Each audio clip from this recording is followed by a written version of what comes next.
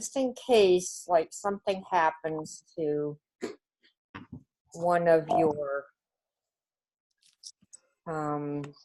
internet connections or something. Who teaches in Chambersburg?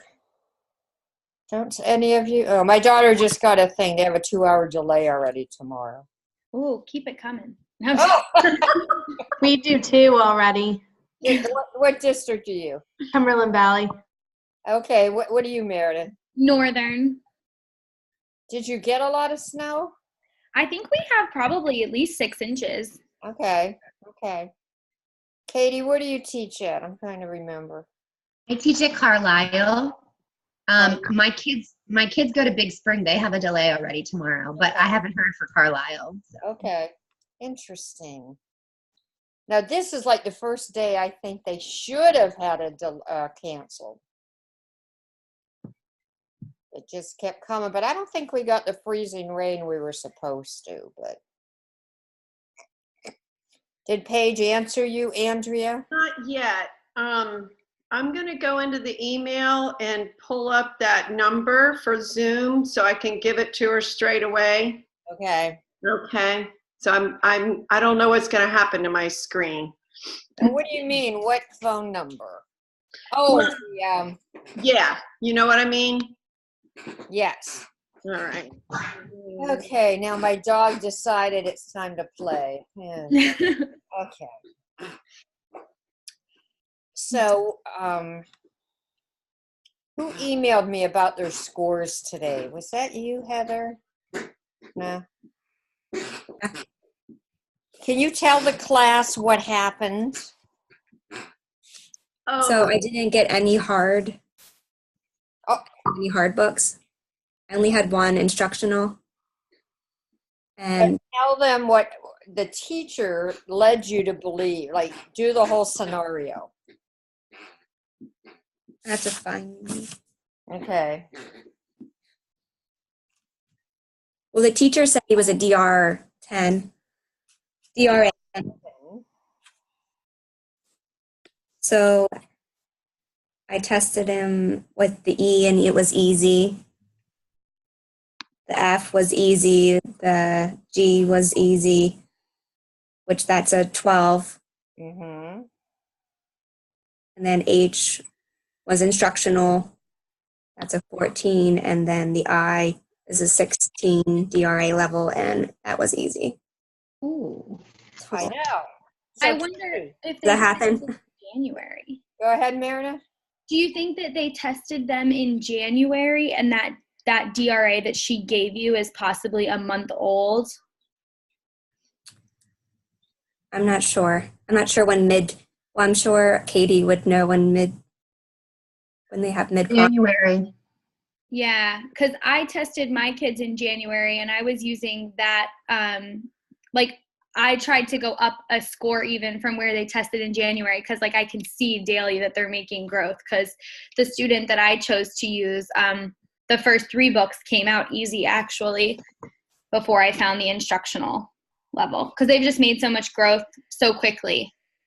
Yeah, but I mean, the question is, what guided reading group is that kid in?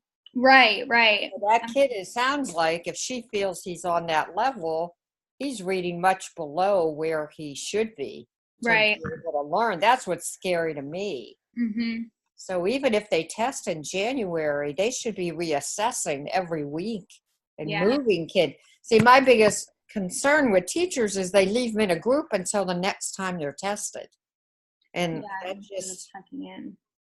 Wait, is that Paige? Oh my gosh, it's Paige. Paige, you're almost there, Paige. I don't know if she made it, Dr. Buffalino. She says she's having technical difficulties. Yeah, her life is technical. There she is. Hey.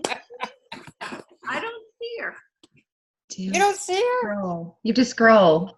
Oh, I see you, Paige. I got it. Oh, there she is. There she is.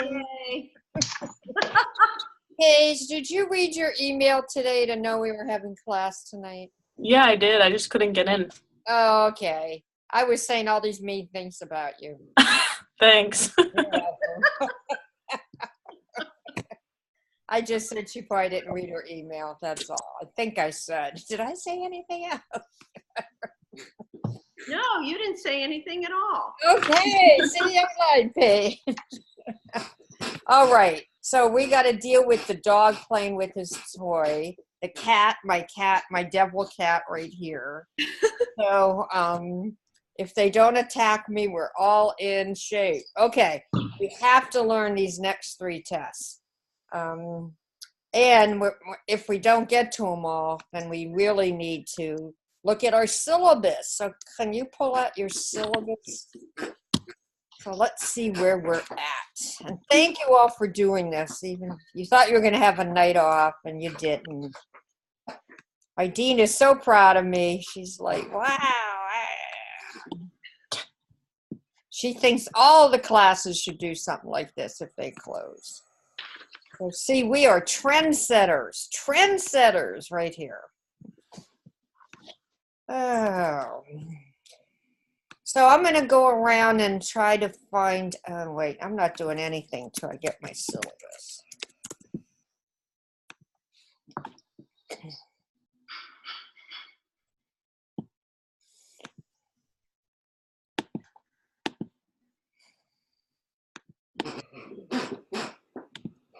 Capone, thank you for sharing that with us.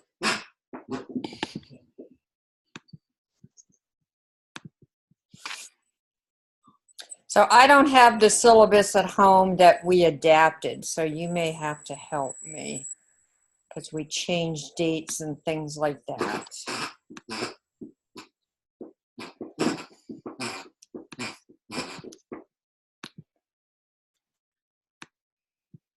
So what date did we say this paper was going to be due?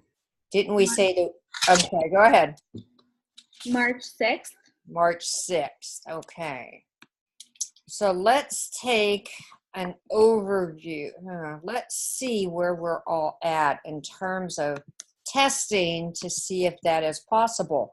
Because with all these snow days and everything, and if you're testing at school, I don't know if this is going to be tricky for you or not to meet that deadline.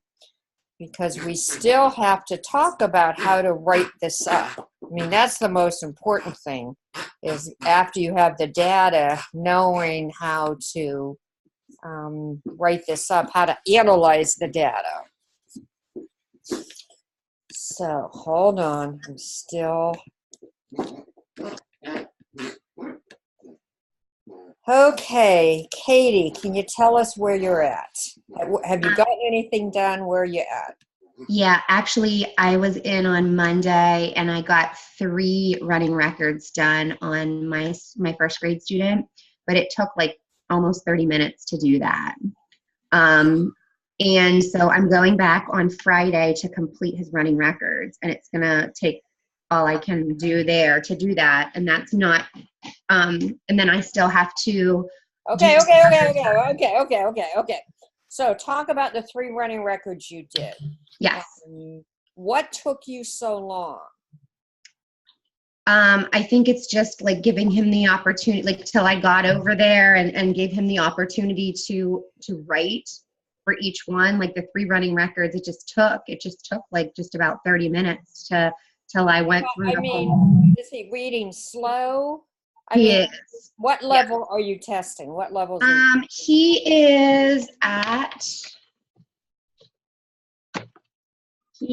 is instructional at the E, level E.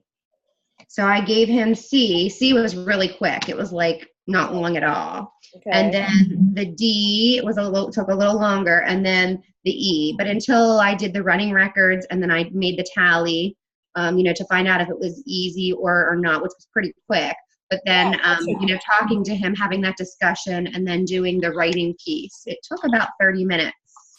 Okay, that's awful long. So when you're a reading specialist, you're going to have to, let's eliminate the writing then, everybody, on the running records, and the conversation should be not more than a minute. I mean, you don't want to keep drawing them out. If they don't respond right away, then you're moving on.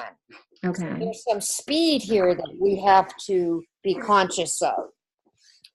So maybe on Friday when you go back, you can also give the letter ID and the word reading, Okay. because those are quick, right? Okay. Those are quick. But yeah, let's quit the writing out let's quit the writing out in the comprehension part. So And maybe I'm the only one that it took that long. I don't know. I bet not. Okay. So Jennifer, let's hear what yours is going at. Katie, you can mute yourself now. Thank you. I actually haven't started yet. Okay. You're in yeah. trouble. You're in trouble. I got in contact with the reading specialist, and she was looking into getting permissions. Said I might need to get permission from the building principal and from parents. You're in trouble. You gotta get moving now with snow days. Okay. All right, Heather, let's hear from you. Where are you at? I know, Heather, we talked a little bit about yours already. But so you're done with text reading. Yeah, I just got the running records done, and So you're going to be able to do letter ID, word reading, hopefully CAP. How much time do you have at your next meeting? So I was gonna tell them tomorrow, right in the morning, and I was gonna do the letter ID and the word reading. But if the CAPS is not very long either. Oh, it's long. That's the tricky one. So maybe you'll do one of the writing tests. I don't know how much time you have with them. I am with kids from 9 to 2. So this is a kid in your room that you're. I pulled the child at 2 o'clock, but I didn't want to take him from math every day. I don't know how well the teacher will take that if I keep pulling him from math. So I was going to do in the morning before my kids came, the letter ID and the word reading. And maybe one special teacher will let him out of something if he doesn't get too upset about it. I've done that before. So hopefully we'll finish the other 3 tests. But CAP is the hardest. It really is the hardest. So it's the hardest to give. Okay, Andrea, I know where you're at, right? You've done 2. So Andrea couldn't even get an easy on a level A. So I suggested to her, what I do in Reading Recovery is if they can't read it with just that little book introduction, then I will read the same book introduction again after the reading, read them the whole book, and then have them read it. So it sounds like those kids need extra support at this time in their development because there's no book below an A. An A is it. So now we have to kind of play with how much support they need to read a level A and B. The other thing, Andrea, I'm going to suggest is maybe after you read the level A, what do you have? My Friends? What's the name of that one? Best Friends. Best Friends. And My Little Dog for B. So afterwards, another thing I do, Al Capone, is to have a conversation with the child and say, tell me what you want me to write about that.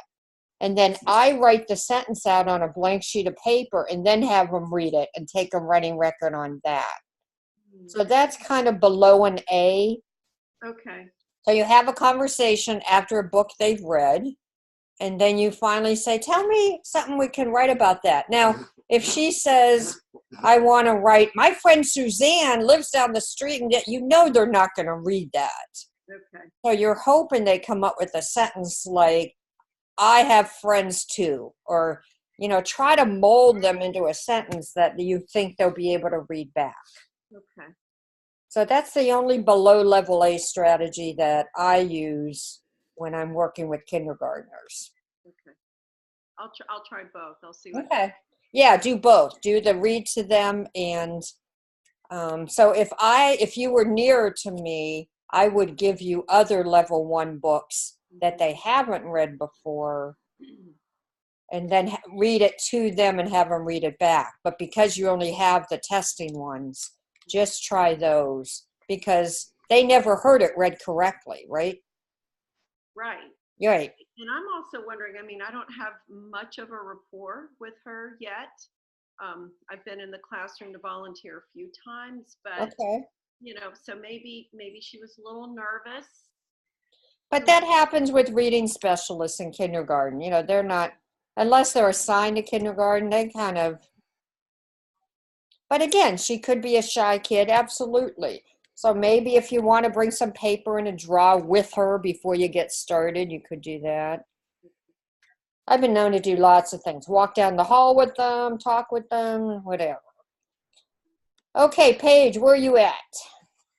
Okay, so I tried to test a level E, actually. I think I told you it was D the other day, but I tested a level E, and I think it was a little bit too difficult. Okay. So I got a couple books from you to start at a lower level. I have a C and a D now. So what information did you have ahead of time? I didn't have like the level information. I just knew that she struggles with sight words and just reading like longer sentences and that type of thing. So she's in first grade, and we just kind of guessed at a level E. Right. Because right now, first graders should be at a level G. An average first grader should be about 11, 12. Oh, God, it's almost February. So, okay. I remember now you took other books, right? Yep. Okay. So, Meredith, where are we at? I gave the letter ID assessment, the word reading assessment, and then I did 3 running records, and I'm going to do the rest of the running records and all the other assessments we learned tonight on Friday. So tell us what happened with the running records. Sure. I started at the C because my student was a DRA 6 in January, so I thought that would hopefully be easy because now we've been reading a lot of 10s in his groups at this time, but I wanted to make sure I started with something easy. Mm-hmm. So I did the C, it came out easy. I did the D, it came out easy. And then the E, I wasn't sure what to do. It did come out at a 98% accuracy, but the fluency dropped to probably a 0, and the comprehension dropped a little bit. So I'm going to give him the F. I'm kind of afraid the F is going to come out hard. You need too hard to know when to stop. So right. Yeah. So I have an F and a G still. Okay. So, yeah, so I should be able to give at least those 2. Okay. So the challenge is when you're working with a kid in your classroom is to just analyze the paper, analyze what you recorded from the testing and not from what you know about the kid. Right. So that's always going to be a challenge when you test your own kid in a classroom, but that's what we're going to talk about next week. Okay, and then I wanted to make sure with the word reading and with the letter ID, there wasn't a lot of errors. There was 4 self-corrects on the letter ID, but no errors. Is that okay? Yeah. Okay. We'll talk about that next week. Okay. Yeah. Okay, Jessica, where are you at? There, Jessica. Yes. Right here. So I gave the word reading and the letter ID assessments, and I did 2 running records. Both were easy. My student is a DRA 6 independent, so I started with a level 5, the Rigby. Mm-hmm. So I did a level 5 and a level 6, and they both were easy. Okay. So then next time I meet with her, I'll do the rest of the running records. Okay. So they were both easy, but did you have any errors? 1 or 2, I think, on each. Okay. And then I did have some self-corrections. Okay. So for this paper, you need errors. And that was Heather. That was what I emailed to Heather. You can't figure out what's going on in a kid's head if you don't have errors. So that's your major goal, is to get errors. And even if you get like an 89%, somebody else emailed me about that, I think it was this class. Even if you get 88 or 99%, which the number tells you it's hard, if I look at the running records and they have multiple errors, like what if they said come for came 10 times? I would include that as an instructional. I would include that in my analysis because I think it's so interesting when a kid says come for came and then the 10th time he saw it, he fixed it. Wow, finally he attended to the visual. So even if they're that close, I think they're worth analyzing for your paper. Okay, so now that I think about it, I think that's my other class, but it's in, and when they say names, well, names you only count wrong one time, right? Each name. Mhm. But I think this kid had a story with like 10 different names in it, and it ended up being hard just because of the names. So it's not just about the number per se. So, okay, let's learn. So we're still on track. Next week, I'm hoping that you could have all your testing done. You could bring it all with you, and we can start talking about how to write this up. Because this is a major assignment in this class, is analyzing the data. And again, it's really analyzing the half correct things when they say come for came, dog for dogs. When they're wrong, and that tells you one thing. But the perspective I hope you leave this class with is, if there's something positive or something good you can find in the errors, that's the cutting edge where the kid can learn the easiest. So if a child says dog for dogs, that's much easier to learn about. There's two dogs in the story, or learn how to the S on the end, than a kid who reads, damn came to my head, but I'm thinking of another D word. A word that doesn't make sense or isn't structurally correct. That's harder to teach than a kid who's this close. They're this close and they just need a little bit more help to figure that out. So bring all your testing next week. So let's get going with CAP. So you should have CAP, maybe have your folder 3 with that little booklet in it. And again, this is the trickiest test you're going to give. Tricky, tricky, tricky. Because you're manipulating the score sheet. You're manipulating the book that the child is looking at. And you are manipulating the directions. So you got 3 things you have to manipulate and still be able to think correctly on how to score this. So let's go through this with your book, your cheat book, that spiral bound book first. And then we're going to watch it. Capone, do you have to be playing with that? Capone. So the first thing on page 1, you're going to say the child sitting next to you. If you're right-handed, I really suggest he sit on the left side. So I think we talked about that. If you're left-handed, sit on the right side, because these little buggers can see or hear you writing, and they know you only write when they're wrong. These little buggers are so smart, aren't they? So they're sitting on the correct side, and you're going to say, without showing them the book, I'm going to read you this story, but I want you to help me. So now you're going to flip the page in your book. Now here's the tricky part. You want to hand the book to the child like this.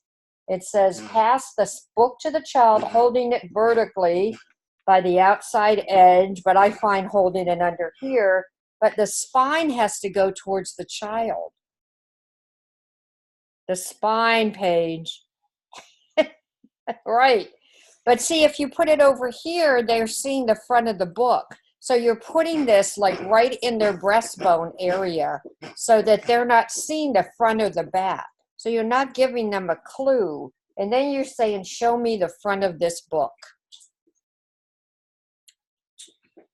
So the spine, all they see is the spine. And you're going to see our little buddy Chris can't answer this question. Show me the front of the book. And then it says they give you a point. They get a point for the correct response, or sometimes they pick it up and lay it down for you. So any indication you have that they know what the front of the book is, that they know when they're looking at a spine that the front of the book is this way. Some kids will look both sides, and that tells me they're looking for words. You know, there's more words on the cover than on the back of the book, whatever. So they get a point if they show you the front of the book. So now we turn to the next page of your cheat sheet, and then we see we are testing for, we're on page 2, the concept that print, not the picture, carries the message. So if you look under the score, they're getting a point for pointing anywhere on this page. The question is, show me where to start reading. Where do I begin to read? Most teachers want them to point up here, but that's not what we're testing. You always have to know what you're testing for. We're testing for the first time they see an open book and there's a picture on one side and print on the other, that they know we read this page. So they can point anywhere on this page. Do we turn the pages for them? Yeah, but do. eventually they pick it up. You'll see in the video. And then you have to read them the text. That's what most people forget to do. So you say, I'll read this story. You help me. Show me where to start reading. Where do I begin to read? They point here and then you read. I walked up the hill and down the other side. Turn the page. I'm telling you to turn the page. I don't tell the kid, I just naturally do it. Now you notice on this page there's 3 questions. And here's where you find out, do they know to start at the top left, to go to the right, go to return sweep, go back to the right? So the first question is, show me where to start. Hopefully they point up here. Which way do I go? Zoom. Which way do I go after that? So the first time they see 3 lines of print, nope, I guess not. You're going to ask them if they understand directionality, if they understand return sweep. And then, I'm sorry, there's 4 questions on this page. Then you're going to read them the text, item 6, and ask them to point. You point. No, see, you got to read it the way they say it. Point to it while I read. I'm trying to read through the mirror. When I can't. When I got to the river, I sat down. The water was green. So if you notice what Mari Clay did, she put a multisyllabic word at the end of the first line, thinking that when I got to the river, it'll be very easy to see if they understand multisyllabic words. And then on the third line, she put it in the middle. The water was green. Sometimes they'll go, the water was green. So you really have to watch how they're pointing so that you can understand multisyllabic words. They can't slide their finger. If they do, they don't get the point. They don't get the point for pointing. Oh, how cute. The sliding finger does not tell you if they're matching print, voice to print. So you're probably thinking, can I stop them and ask them to point?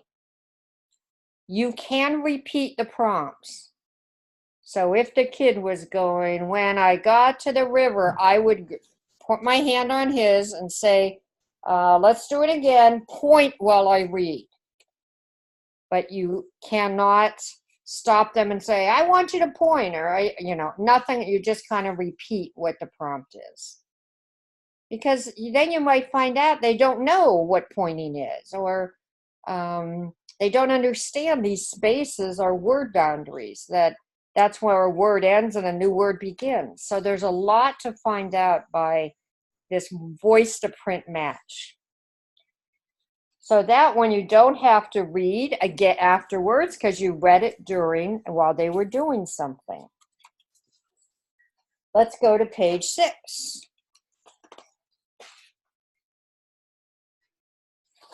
If you would, put a dot at the top left-hand corner of your book.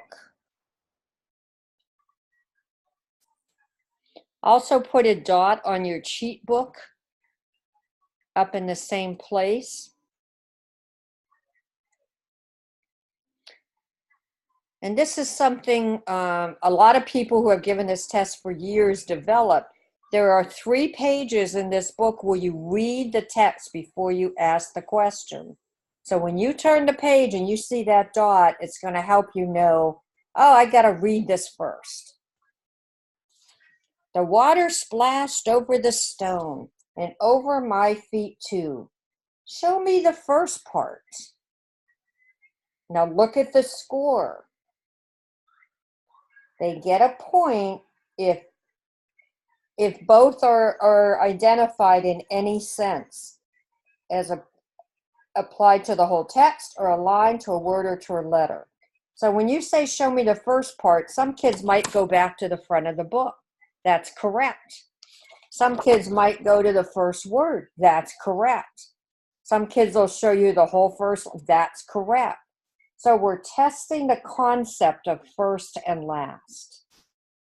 And in a kid's mind, that can be applied to in many ways, and we want to give them credit. Andrea, you okay? You're thinking, I can tell. You're reading my mind. Yes. Yeah, I think I'm okay. So I'm trying to figure out, I think my mind drifted back to how we're supposed to manipulate 3 things at once. Yeah. Like, I'm wondering, at that moment, I was wondering, okay, so do we put the score down as we're doing it? Like, Yeah. this is a lot of action for Well, one. if you look at a score sheet, what I recommend is the observation column to me is the most important if they do something not correct. And do you mean the comment column? Yeah, I'm sorry, comment column. Yes. I just want to make sure. Yeah. But even for this one, if they close the front of the book, I would write that in the comment column. First, in terms of book. If they just kind of point here to the first line or the first word, I might put that comment down or observation, whatever it is. But if it's correct, I just immediately put a check next to the number in the score column.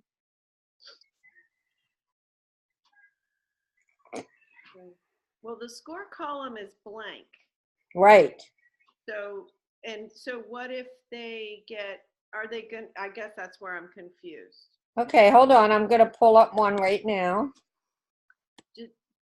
So are they getting 1 point, or like I see 2/3? So I thought that meant they might get 2 or 3 points for that page. No, everything is 1 point. Hold on. Let me, I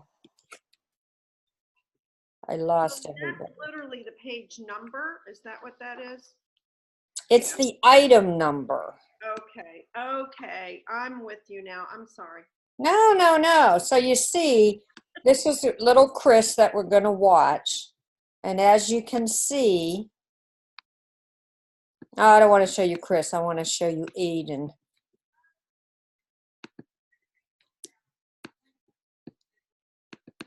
Because Chris is the one I want you to. We're going to analyze next week.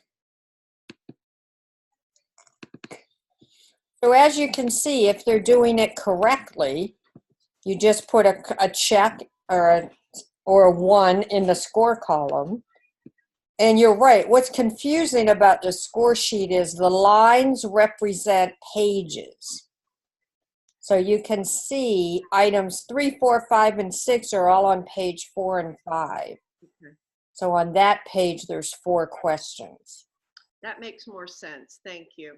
Yeah, but to add to the complexity, look at the one we're on, number 7. They have to get both of those concepts correct to earn the point. So they have to know what first is and last. So I kind of put a check over those words. See that in number 7? So they need to get both of those correct. Page 6, item 7. So luckily, he's going to get both first and last correct and will get the whole point. But a lot of kids get one of them right and not the other, and then they get a 0 or a dot in this case. So again, when we watch Aiden, we will try and manipulate all these things. But right now, let's just go through. I didn't know those moved. Okay.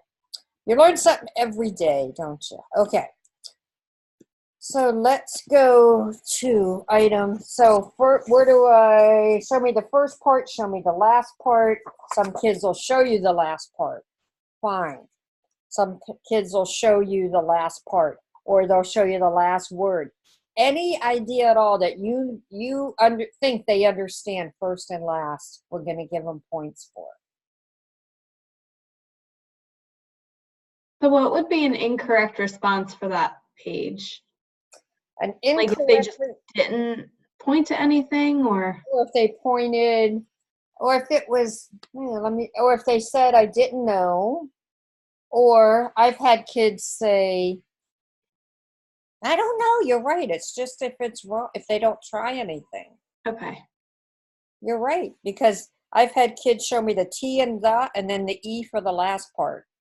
And it does say. That would be correct too? Yeah, that would be correct. Yeah, it's only if they don't. Oh, I know. Sometimes you ask them for the first part and they point to the second line. I've had that happen. Then that's incorrect. And then when you say, show me the last part, they show me the first line. And they definitely show you Okay. a whole line.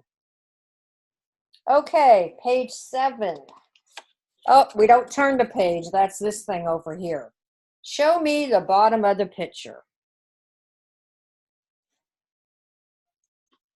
So the correct response is point to the top of the page, or they can turn the book around and say, there it is. Or they can do a verbal explanation. The picture's upside down. But look, if they turn the book, they also have to point. So just turning it around and not saying anything, you're not sure why they turned it. So if they turn it around and don't say, here's the bottom, we can't give it to them. So if they turn it, you have to make sure you flip it over before you turn to the next page. See how tricky this test is? Very tricky. So you have to turn the book over because look, the print's upside down. And if you left it turned over, it would be the right side up. But again, we want to make sure that they recognize that letters are upside down. So you ask them, where do I begin? And most kids will say right here. Which way do I go? Which way do I go after that? And it doesn't matter that they see a period there. Some kids are just not tuned in to print yet. So I would imagine Andrea's kids are just going to say here and just go like this. And so then in the comment section, Andrea's going to write no indication of upside down print. No indication of knowledge of upside down letters or something. For the older kids, not older kids, more effective readers, they either will point to here and go here, or they'll flip the book over and then do it. Some kids will say, there's a period there. And I want to say to them, why? Why is it there? What does that tell you? But they don't. I mean, there should be a clue. There's no uppercase letter. There's a period. Letters are upside down. But for our lowest kids developing a processing system, they're not going to notice that. Then you read them the page. You read it upside down. I know you can do this. I had undergrads read it, books little like river. No. Just read it correctly. Leaves floated down the river like little boats after they've done their pointing or whatever. Now, I think this page is the hardest page, definitely the hardest page. And I hope you highlighted, you highlighted what's wrong with this, but then you have to immediately read the bottom line, then the top line. So you're going to say, what's wrong with this? I threw a stick into the water and it floated away. So you're trying to see if they're listening to what you're saying and matching the print. Are they noticing the uppercase I here? Are they noticing this isn't where the sentence should begin? So we have inverted lines here. Again, to see if they're tuned into the visual parts of print. They should notice there's a period there at the end of the first line, and there's nothing here.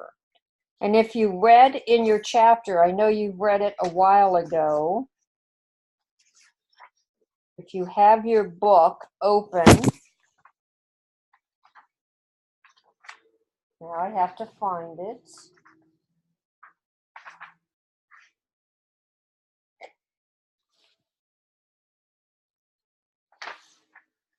Of course, I can't find it. On page 43, near the bottom. We're in item 10 now. The last paragraph under administration, it's right above this paragraph on recording and scoring. Page 43, it said, make sure the child is attending to the print before asking item 10. That's the one we're on. On item 10, 12, 13, and 14, the observer's position and movement must ensure that the child is attending to print. But here's the one that's proven 100 times I've given this, 100%. If the child does not respond appropriately to item 10, administer item 11, and then you can admit 3. But we're going to do them all. But I just want you to know when they don't get item 10, lines out of order, they're probably not going to get 12, 13, and 14 correct when letters and words are out of order, right? So if they're not attending to whole lines of print being out of order, question 12 has words out of order, they're not going to get that. And 13 and 14 are letters out of order. In the middles of words, they're not going to get that. But I want you to just give all the items, but just know most kids are going to get four of these questions wrong because they're so tricky. And this test is meant to be given when they enter an intervention or kindergarten or first grade and when they leave. So we want to be able to see growth. So it's okay that they get some of these wrong. It's okay. So a tricky one, I'm going to go over it again. What's wrong with this? And then you read the bottom line first. I threw a stick into the water and it floated away. They should know the word I. So when you say I, they should be able to say to themselves, oh, she didn't say I, and I should be here. Any kind of comment that they noticed, the word's not there that's supposed to be there, give them credit for that. Okay, now we get to the tricky pages. Look at this, the first page where there's print on 2 pages. Every other page has been print on one side and a picture on the other. So the question is, where do I start reading? And they can get credit if they point anywhere on the left page. They can point to up here. They can point here, but we're trying to see when there's print on 2 pages, do they know which page to start on? Number 12 on the same page, and you're allowed to point now to this one. What's wrong on this page? And I kind of point hard to make sure they're looking at it. Read the text, and you can read it even though the words are misspelled. You can do it, you're teachers. A bird was... It's not words misspelled, words are out of order. A bird was watching me, and I sat very still. So you're reading it correctly, and you're trying to see if they can see the mismatch of what they're seeing and what they're hearing.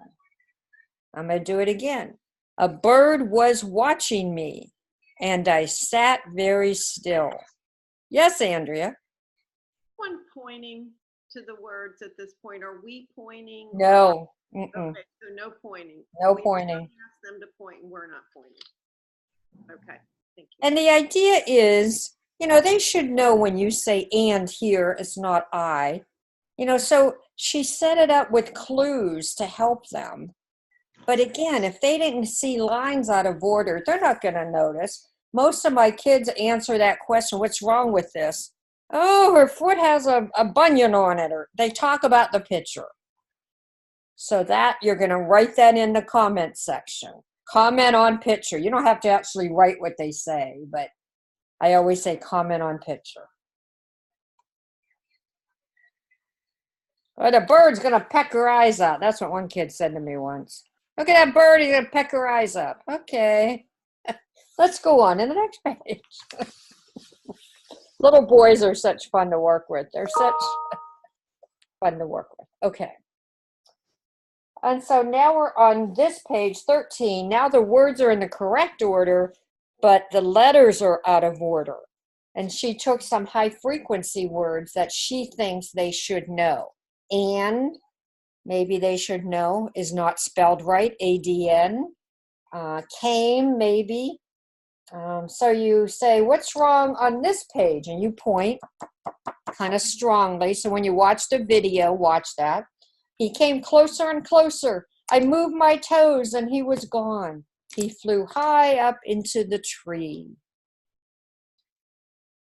Oh, that bird's gonna swoop down on her. In the comment section, write down, comment on the picture.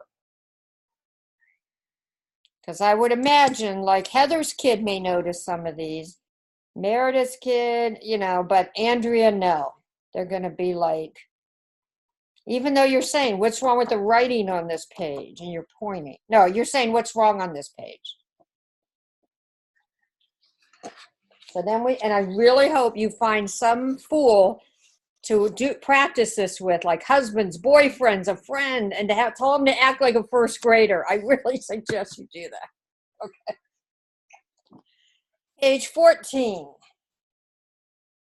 Now you're not allowed to point, but I'm sorry, my dot isn't showing up. There should be a dot on this page. Nope, there's not. I'm sorry. What's wrong with the writing on this page? So now you're giving them another clue. What's wrong with the writing on this page? And then you read it correctly. I paddled in the water, but not too far. What could I find with my toes? A stone or a fish? And you know what? Most kids answer the question, a stone or a fish. They answer the question asked, your last sentence. It's really interesting.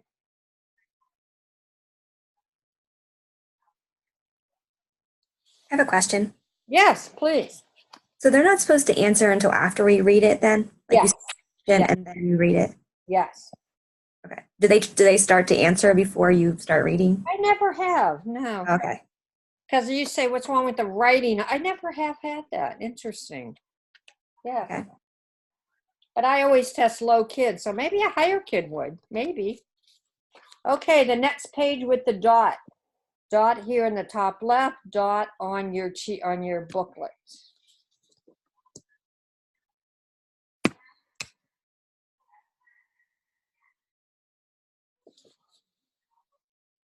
And again, that means you read the page first. Where are you? Called Mother. I must go home for lunch, I said to the bird and the splashing water. And then you're going to ask, what's this for? And am I on the right page? Yes. Oh, wait, I forgot to ask the question mark on the last page, didn't I? Ooh, I forgot. Thank you. I forgot to ask the question mark. So let's go back a page, and it says, what's this for? And I always trace it because I've had so many kids over the year call it a period, and I always wonder when I point if they're just thinking of pointing at the period. So I always trace it. What's this for? And they can answer it by naming it, quotation marks, question mark, or to ask a question. I can't remember what the boys do in the video.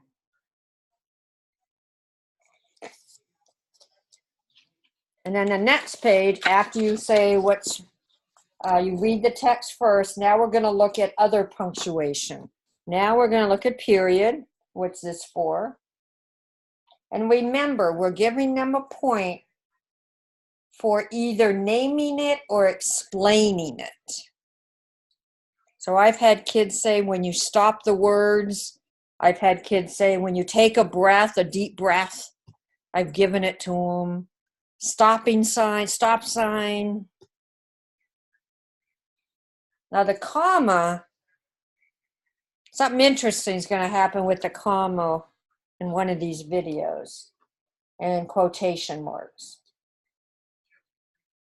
And then here's the other interesting thing is we're going to ask them to match upper and lowercase letters. And Mari choose an upper and lowercase pair where they look the same, both the upper and the lowercase. And she chose a pair where they don't look the same. So we have a practice one. I hope that's on your cheat sheet, where it says find a little letter like this. And for shoes, you're supposed to point to the W and say find a little letter like this, and hopefully they can find the W, the lowercase. But that's practice, so they don't get a point. We're just trying to see if they understand the task. And I think our little boy, Chris, she had to show him the lowercase w. Now, what I like about this version of the text, all you have to do is go to the next capital letter, which is the M, and say, find a little letter like this. And then the last one is the I. So you don't even need to look at your sheet because they just go right in order. Capital W, capital M, capital I.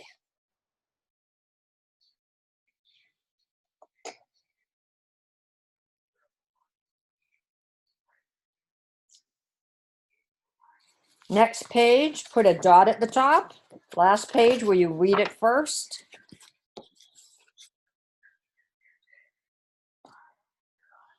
Mother was waiting for me. She saw my feet. She said, oh, no shoes. After lunch, go back to the river and put on your shoes.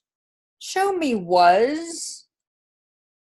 And the little boy I tested on Monday pointed to waiting. So we got the first letter right, but look at what Mari did. She put saw on the page. So she was really trying to see if they, you okay, Meredith? Oh, I just saw something go, oh. So Mari was really trying to see if they would recognize the words that are usually reversed. And this little boy Monday, pointed to waiting, which was so interesting. Never had that happen in 25 years. And then show me no. And she has on this page, OH. So again, the child has to discriminate between those similar words. The last page is where we use our handy dandy cards, these cards. I think I told you just pull out one of your index cards and cut it in half. So it says, the story says, my shoes were down by the river. I want you to pull the cards across the story just like this until all you can see is just one letter. So you're hoping they could just show you one letter. What Mari found is when little kids point, they got those fat little fingers. You can't really tell if they're looking at one letter or two letters. So she came up with this. I think it's ingenious. And then you have to ask them to pull them apart. Show me two letters. Zoom. And what's interesting is Do they know the difference between a letter and a word? And so sometimes you're going to see, you say 2 letters and they show you 2 words. But after each question, pull them apart. Now show me 1 word. If they do it correctly, I don't think you need to write anything in the comments column. Some teachers are concerned that they use the same words to answer every question. I don't think that matters. But you do have to make sure they open them up between every time. Show me the first letter of a word. Could be any letter, any word. Open them up. You do tend to say open them up like 8 times. They just don't seem to get it. Now show me the last letter of a word. Open them up. Show me a capital letter. Now some kids are taught uppercase letter, but we have to use the wording in the test because it's standardized procedures. So if you would pull out a score sheet, we're going to watch Aiden, and keep your cheat sheet book out. And you're going to try and make observations if you would.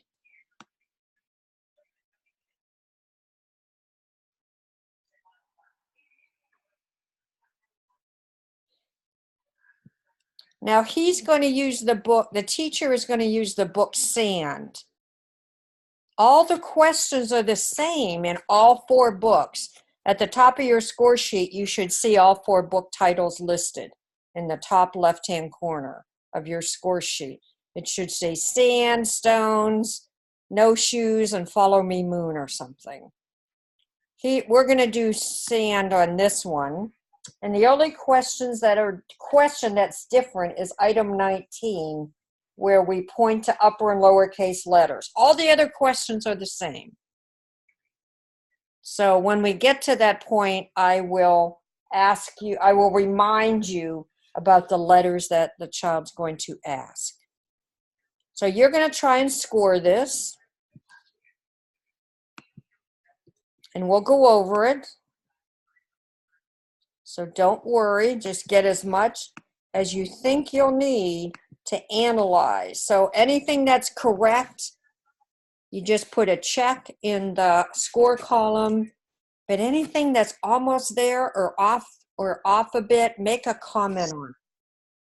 And I'm going to try to stop it after the ones that need some writing. And the other thing is, we really have to be sure when we're giving these tests, we're moving. You know, these are 5 and 6-year-olds. Oh, somebody new came in? No? Okay. That doorbell usually means somebody new came in. Okay.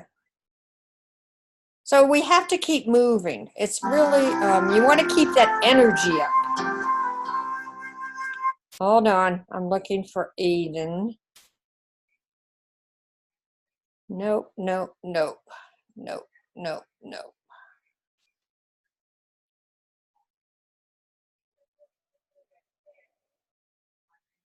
Yeah, I knew it.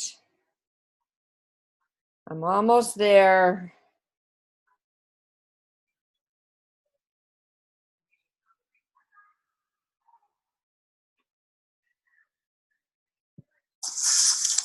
I'm going to read you this story. Okay, hold on. Let me share first.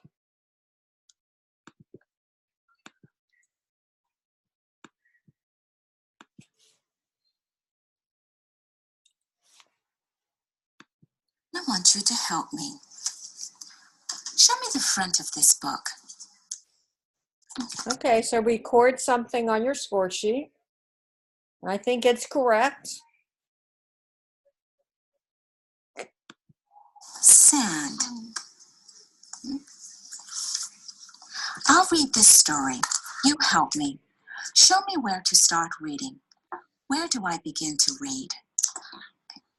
I took a little spade and I dug a little hole. So would that be correct? Whoops.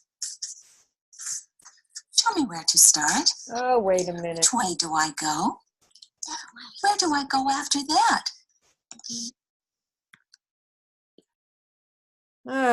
Manipulating all these things. So Meredith, did you give that? I can't hear you. I'm sorry.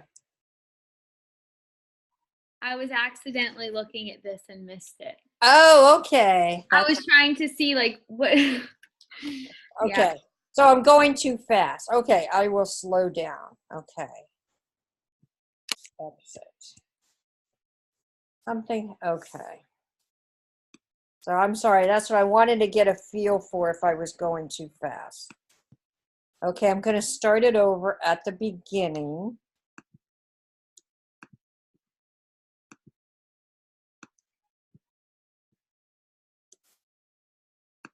Show me the front of this book. Sand. I'll read this story. You help me. Show me where to start reading. Where do I begin to read? Okay, Meredith, you're going to give that.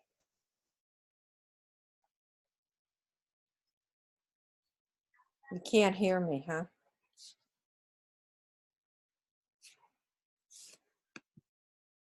Meredith, can you hear me now? Oh, Meredith is gone.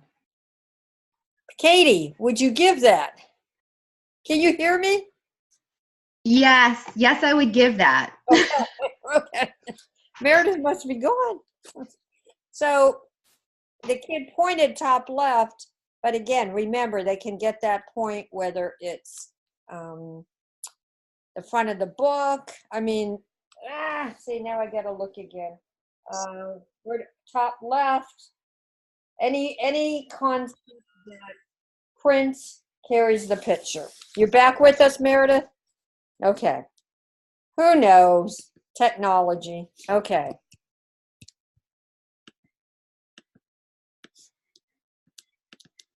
I'm having trouble too, so don't.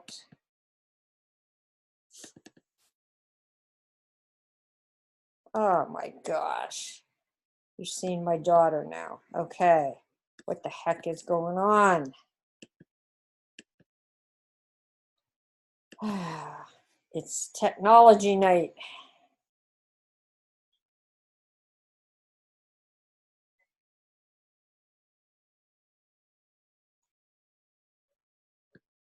Show me the... I'm going to read you this story, and I want you to help me. Show me the front of this book. Sand. I'll read this story. You help me. Show me where to start reading. Where do I begin to read? We all agree he'll get the point. Now I took a little spade and I dug a little hole.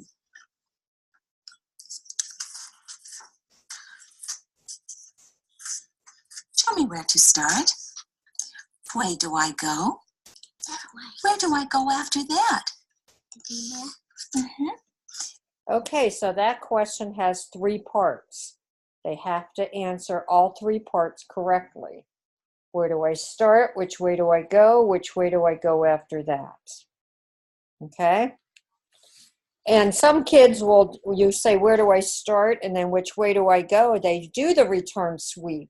You don't have to ask that 3rd question if they answered it already for you. A lot of kids will do that. Okay, now here's the pointing question. Let's see if his pointing matches. And the directions say the teacher should read, how do they say it? The teacher should read it slowly but fluently. Point to it while I read. I dug a little hole and the waves splashed in. Boy, even his head's pointing. His whole body's pointing. He's got it down. See, that becomes a problem when you're teaching kids. You take away their finger pointing and they start pointing with their whole bodies. That still slows them down. Okay. Next page is going to be upside down picture. Oh, I'm wrong. I dug a big hole, don't have to point, and I piled up the sand. Show me the first part of the story. Show me the last part of the story. I think we would all agree he gets those points. First part, he said I. Last part, he went to the last line. It's fine. Now we get the upside down picture. Show me the bottom of the picture. He pointed to the top of the page, which is correct. The little guy didn't need to flip the book around. He knew we were trying to trick him. Knew it. So now we have the text upside down. Let's see what he does. Where do I begin? Which way do I go? Smart kid. Where do I go after that? The waves splashed into my hole in the sand.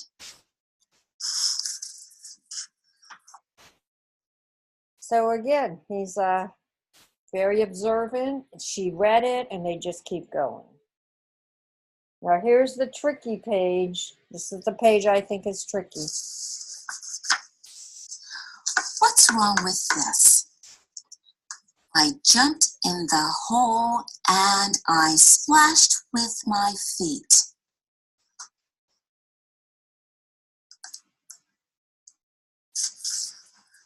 So I would write no comment in the comments column, or DK or something. He didn't do anything in response to that question.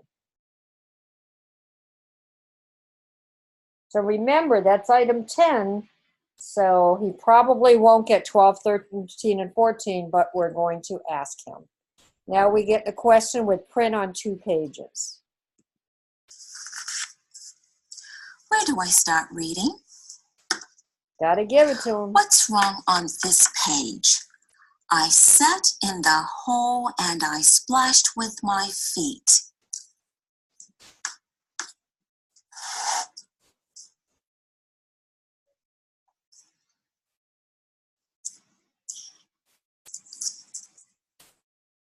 What's wrong on... So you see, she gave him some time, but again, no response. And you notice how she's pointing. She's kind of like tapping the table. You want to make sure they're looking at the page that you're asking the question about. This page. I sat in the hole and I wondered, could a boat float here? Could a whale swim here?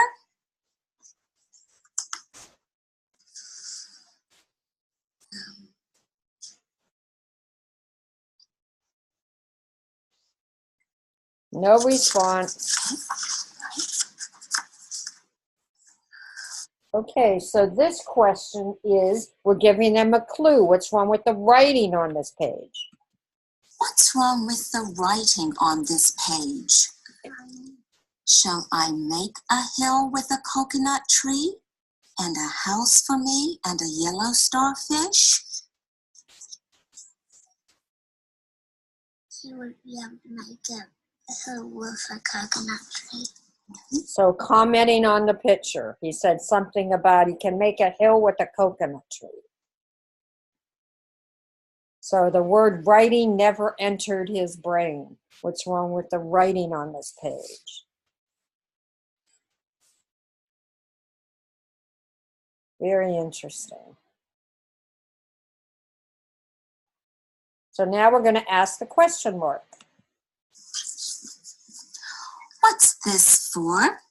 It's a question mark. He is cute, Meredith, isn't he? That's your boy. So the next page, we're going to do period, comma, quotation marks before the matching uppercase lowers and the letters. But again, she's reading the page first. Home time, called Mother. Time to go home, she said. What's this for? Because it's the end of the story. See, I would write that down. He's end of the story. I put it in quotation marks. Because that's kind of an unusual response. And we know in first grade, a sentence is a story to them. So I think that's correct. Even in kindergarten, their stories are one sentence long. What's this for? You've missed out, Lisa. Isn't that so good? They've left out a letter. So what is he confusing? An apostrophe for that comma. In my paper, I would be talking about he knows that symbol. He's just confused about the placement of it on paper.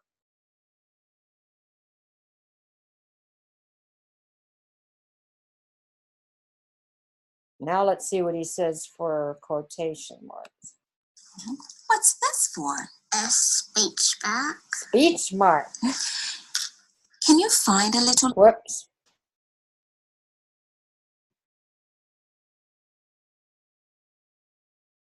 And I tend to show them both a set of quotation marks, just one, not just one. I don't know. I always tend to do that. I don't know why. So now we have the practice upper and lowercase. So let's see if he can identify the lowercase t that matches the uppercase t. Like this?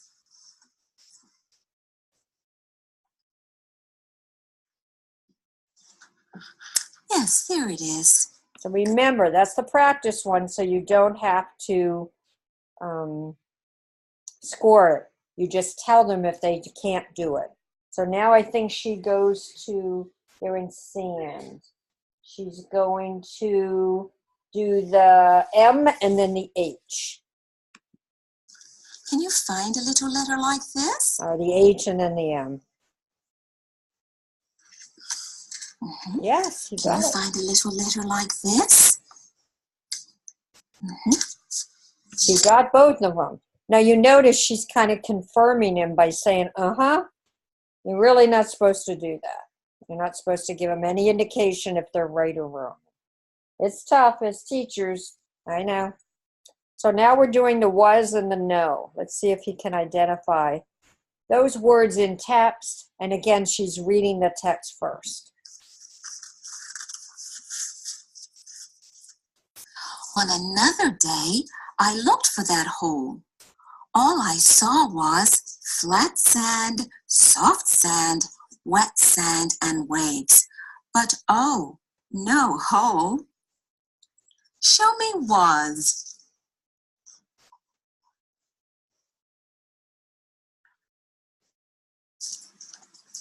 Oh, I have no idea.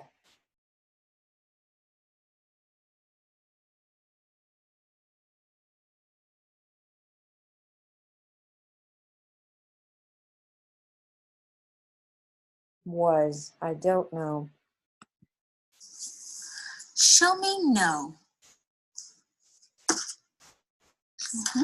Now you're going to see they have to get both of those right to get the point for that question, but we'll talk about that in a minute. So now we're going to the last page with the cards.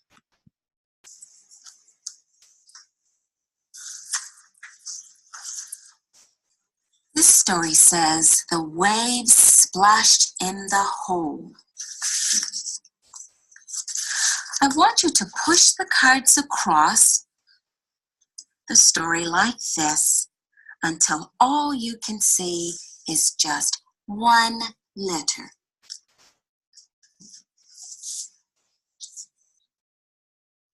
He got it. Mm-hmm. Push the cards back. Push them back out. Mm-hmm. Now show me two letters. Mm-hmm. Not like that. Show me just one word.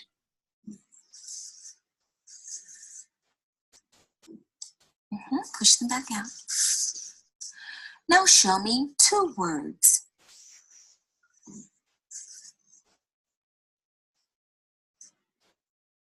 Mm-hmm. Push them back out. Show me the first letter of a word. Kristen, back out. Show me the last letter of a word. Good. Kristen, back out. Show me a capital letter. Kristen, back out. Good. That was an interesting story, wasn't it? Yeah. Okay. So let's just look at the score sheet. Oh, I gotta plug in. I'm almost dead. Ugh. I meant my computer's almost dead. Oh, sorry. All right, Eden. Where do I have you? That's the calendar. All right, share, Eden, share. So you got number 1, front of the book.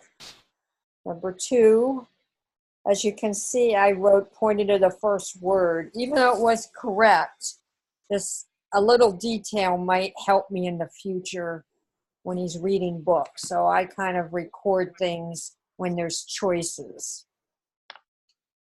He got 3, 4, and 5. I did put down, I thought the teacher read kind of slowly, but again, he got it correct. Number 7, you see I put checks above first and last because I think I told you sometimes they get one and not the other.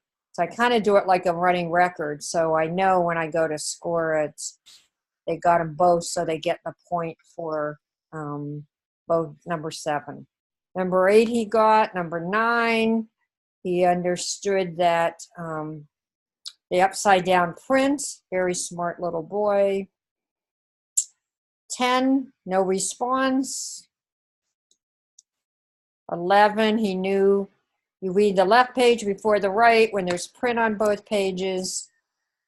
12 and 13 on the right, I put no response, and I put a bracket there. Some teachers actually write the number in the comment column, like 12, no response, 13. So you're sure which one you're talking about. 14, he talked about the picture.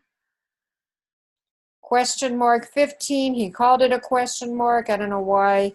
I guess I just thought I wanted to know he knew the name of it. 16, when the story ends. Very unusual, but a good answer.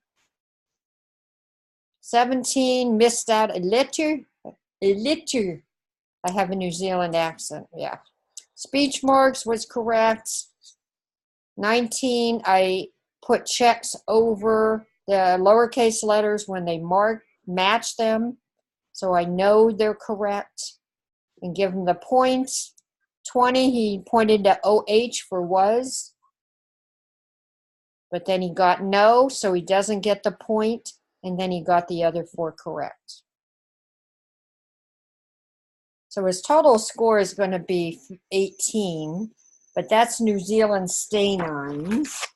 So I was just going to check in our book on the back. Remember, if you're testing a first grader, you would want to look at the Stay-Nines on page 160. If you're testing a kindergarten, you can't use these because these are just for first graders in the United States. So, concepts about print, I would say this is mid-year. If this were done, if this were being completed during mid-year, he got a 15, 18, he would be at the average, Stay-Nine 5. So it would be the same. Interesting. Because what's interesting is that when this was given in New Zealand, and this is 1999, I think, they start their school year in January. So that would have been a average at the beginning of the year. In the US, that's average in the middle of the year. Very interesting. Because they spend more time in their year 1 and year 2 reading books and not so much item knowledge type per se. So either pull out another score sheet and let's do Chris. And I'm going to stop and try not to talk at all so you can score it without my help. Without my big mouth telling you the answer. That's what I'm trying to do.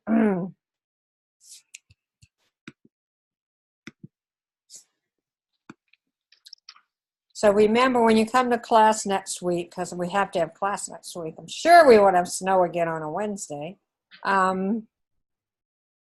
Make sure you bring all of Chris's score forms. We have Chris for letter ID, word reading, and now we're going to have him on CAP.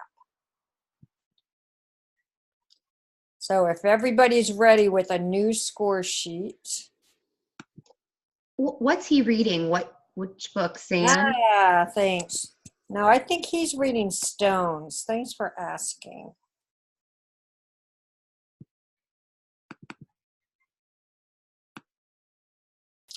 He is reading Stones, yes.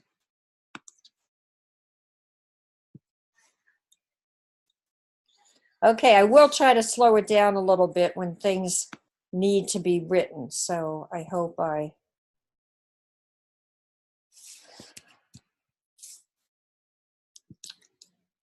right, why can't I find the share button? Where's the share button?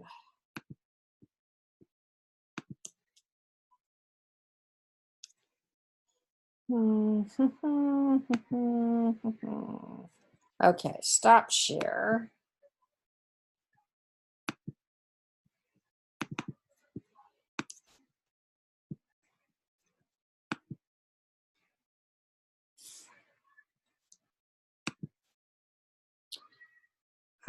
Jen, can you see Chris, the video? Can you just give me a heads up if he, okay, thank you. Okay, here we go. Wait, let me back it up a little.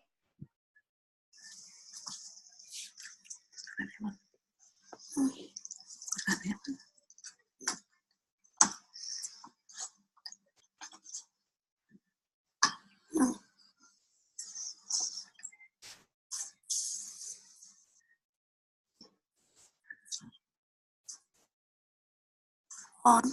Wow, that was excellent.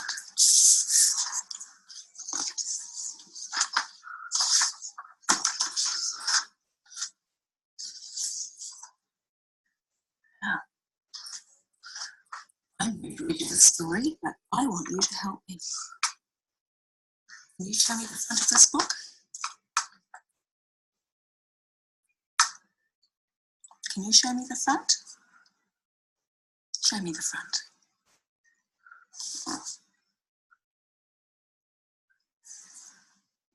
There it is. Okay, I'm going to stop it so you can write something.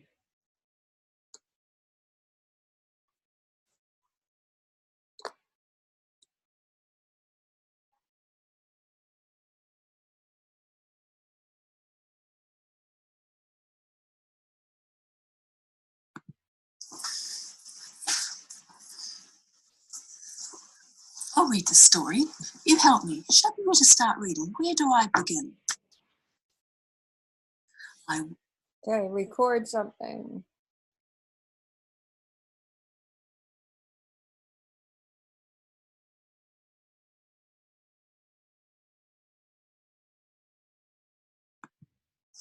Up the hill, looking up and down. You turn over. Show me where to start. Which way do I go? That way. Where do I go after that? That way.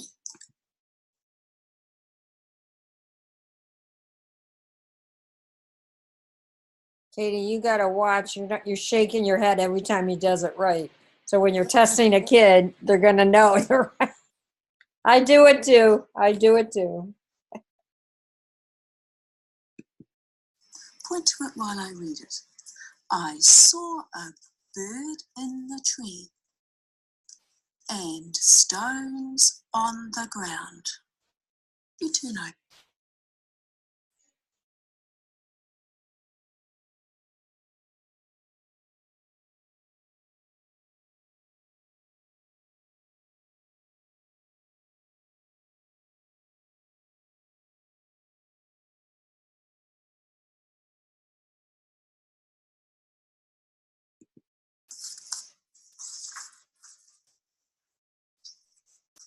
I picked the big stone. It rolled this way and that. Show me the first part of the story. Now watch closely. Show me the last part of the story. Show me the first part of the story. Show me the last part. So in a way, I think the teacher was going too fast. And that was a clue to me that she's moving. She's like a slow processor. So she kind of moved too quickly, but she saved herself by asking again, show me the first part. So you have to decide if they're correct. We'll talk about it later. Show me the bottom of the picture.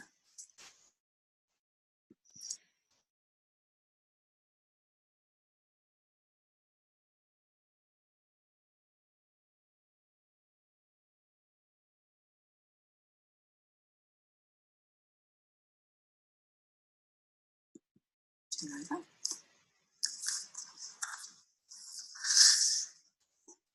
Where do I begin? Which way do I go? Where do I go after that? I pushed it.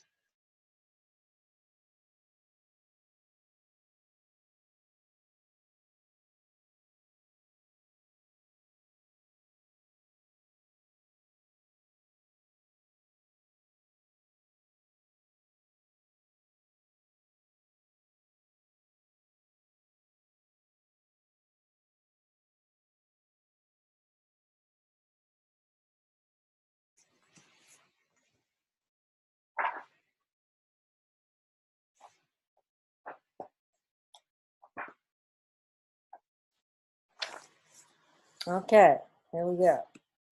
And pushed it over and over. You turn over. What's wrong with this? I swung back my foot and kicked it very hard. That's the tricky page. You turn over.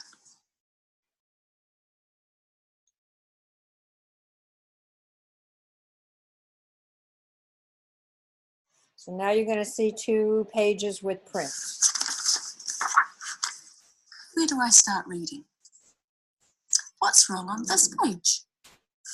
Then I stood on my toes and I watched. What's wrong on this page? Get me out of here, lady. The stone rolled down the hill, bumping this way and that. Would it stop by the gate or go on to the bend?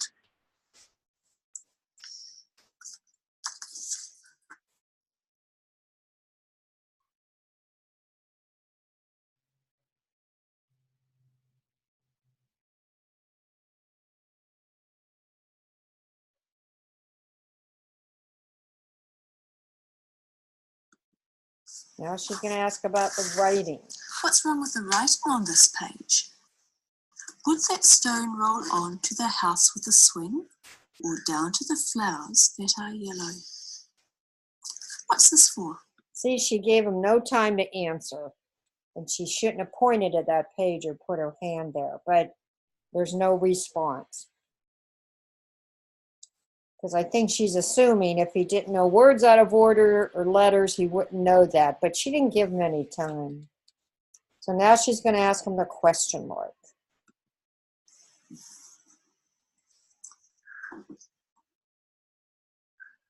Full stop. He said full stop. Cutie. He's a cutie.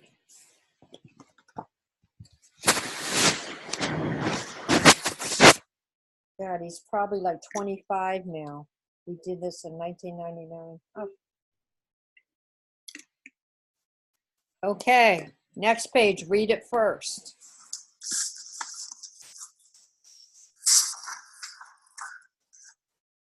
Then I called, "Stop, stop, big stone.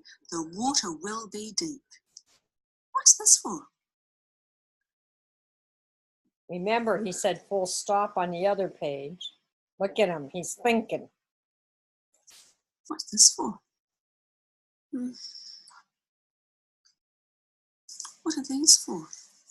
Now watch what he does. That's for when you finish the words. So for a period, he went back and said, that's for when you finish the words.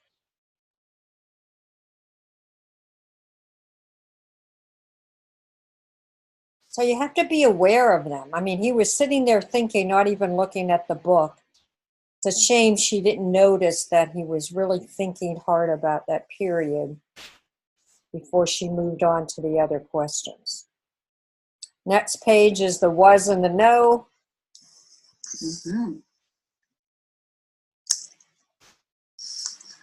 Find me a little letter. Oh, I'm sorry. Like this one. Matching letters, sorry. Remember, this is a practice one. There it is. Find me a little letter like this one.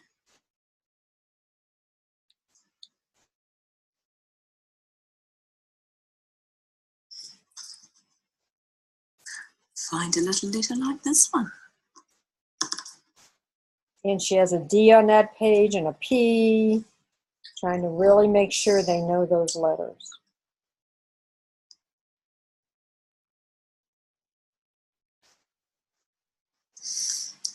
Points to the D.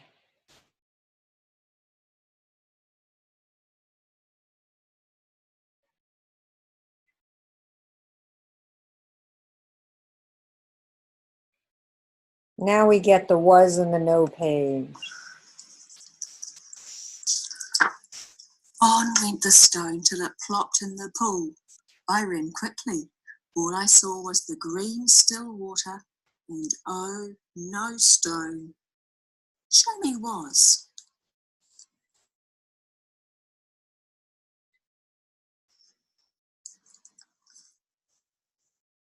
See, he's really a thinker. He really wants to spend time. Show me no. I have no idea why he would point to pool for was. Let's see if he gets no right.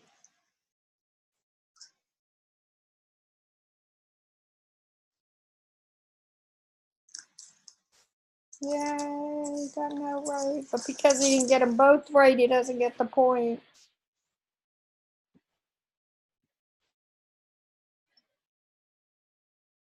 So now we have the cards. The story says, the stone rolled down the hill. I want you to push the cards across the story like this until you can see just one letter. Watch closely. Push the cards across the story until you can see just one letter.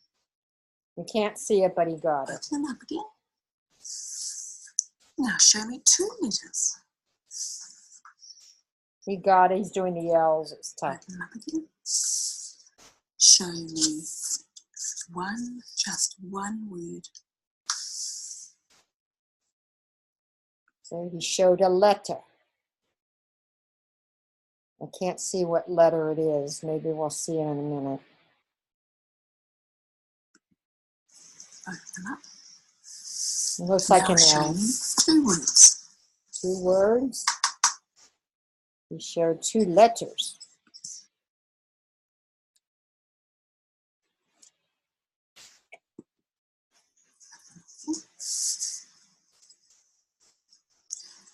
Show me the first letter of a word.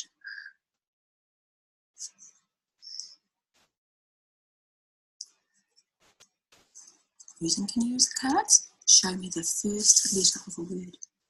So we got it. It's the first letter of the sentence. Open We it up got again. it. Show me the last letter of a word. We got it. Open it up again. But you see, he's not opening his right hand. So I'm wondering if he's thinking this is the last letter of a sentence. I still question what he knows in terms of letters and words. And Show me a capital letter.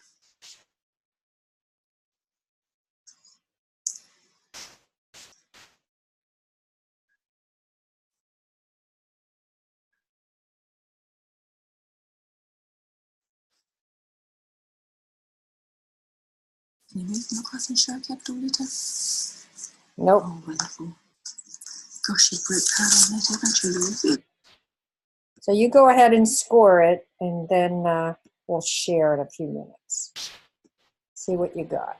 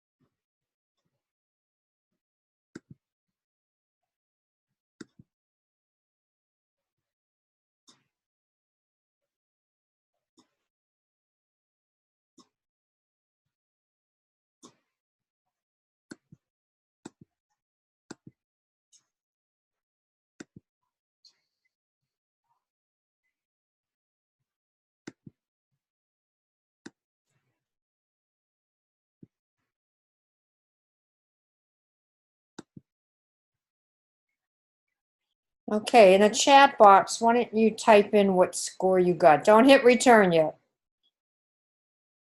Like the total score out of 24. And I'm not going to show everyone. I'm just going to look at it myself.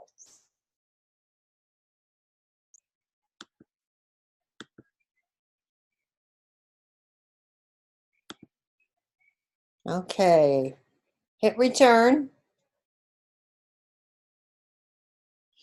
Okay, the answer is 10. So let's go from there. We're close. We're close.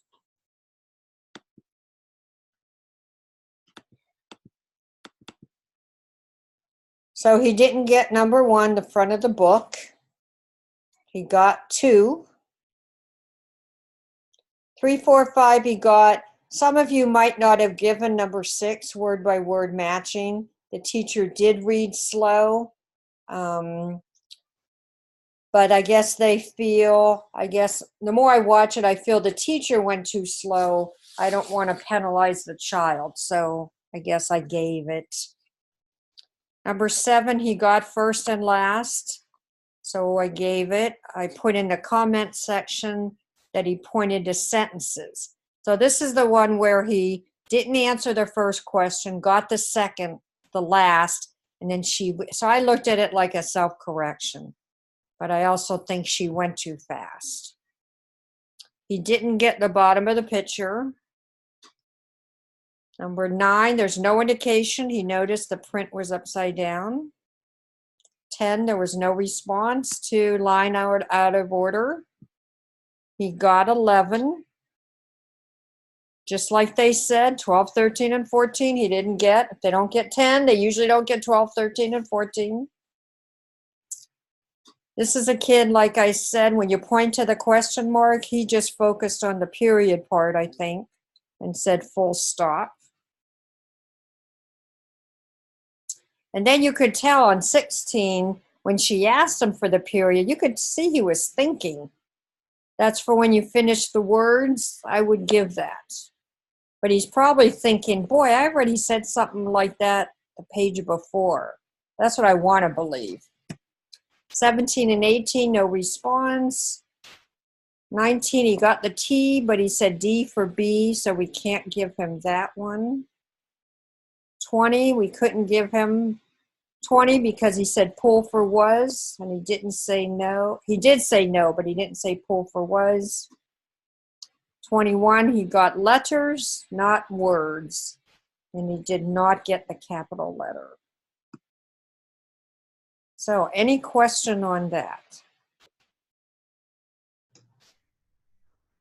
So I'm just curious. I missed number 11. Did anybody else miss that too? And maybe it just went really fast, but I missed that. And I think he did indicate left before right, but I just completely missed it. Yeah, he just kind of touched the page. Yeah. Yeah, and that's enough. Yeah, that's enough. Yeah. I missed that one too. And also, if I can jump in. Yeah.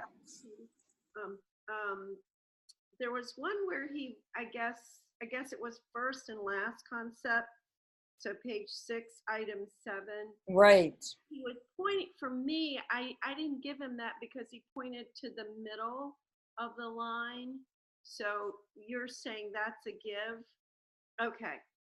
My sense was he was pointing, I know what you mean, but Yeah. my sense was that he was pointing to the last line. He wasn't sliding his finger under. It was just the way he did it. Okay. He pointed to the middle of the bottom and then the middle of the top. There was just a sense that I knew what first and last were. Okay. And my thinking was reinforced when he answered pages number 23, when he knew the first and last letter of a word. So sometimes I might give something and then take it away later when I think about it. But if I questioned it, and after number 23, then I would say, yeah, he understands first and last concept. So again, it's a very tricky test, as you can see. You really need to practice. So when you go in there, it's quick. It's moving quickly. Because if the kid's got to sit there and you're writing 300 words for a response, they're going to be, you know. I don't mean that you really write 300 words.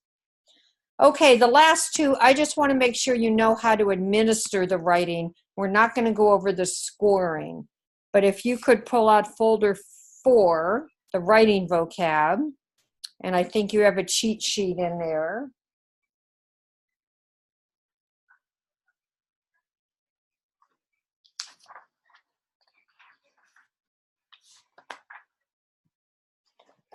So the writing vocab, if you can get it in your head, is a spelling test. That's all it is. It's a spelling test. It is not a test to assess how many words they can think they can write. It is a test of spelling, and we are allowed to give them suggestions of words to write. So on your cheat sheet, you see all I've done is take the directions out of page 107 in your book. Those prompts match page 107 and 108 in your book, just to make it easy for you to know what to say. And if you have to prompt words, you have lists of words and categories that you can use to help the child pull up words he might know how to write.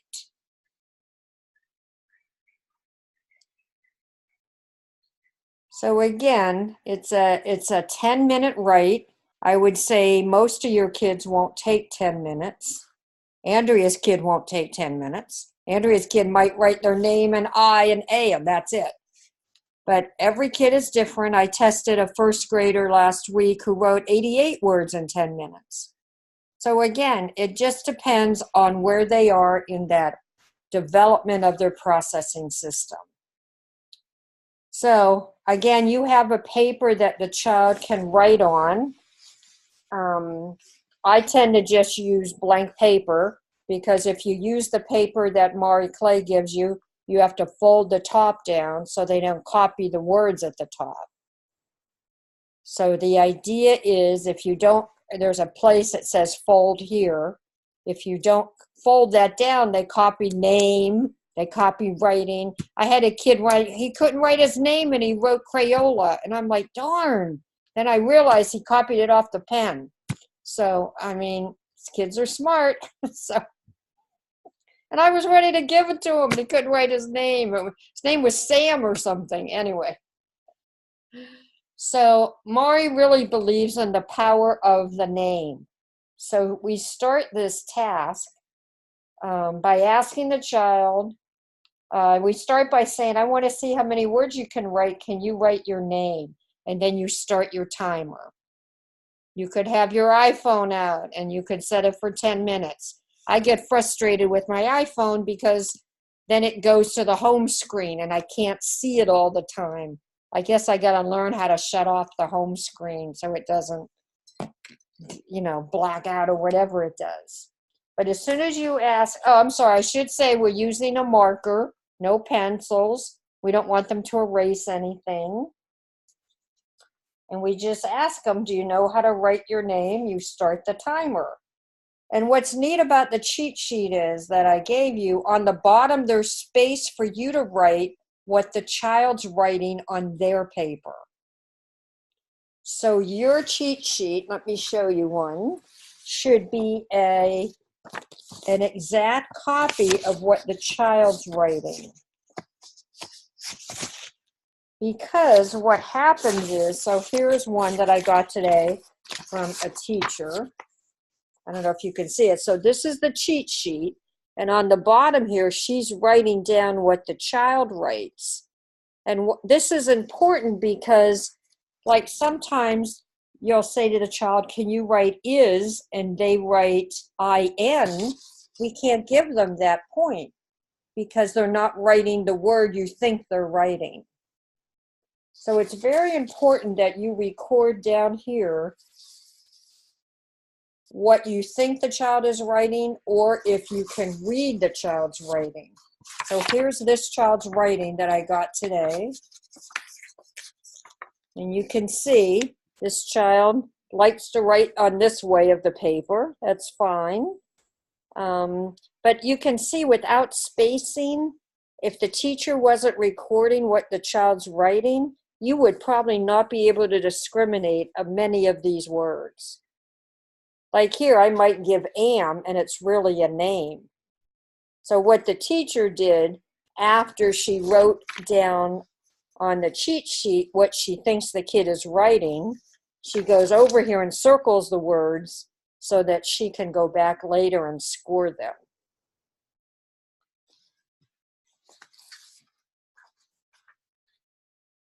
Let me see another kid that I got today.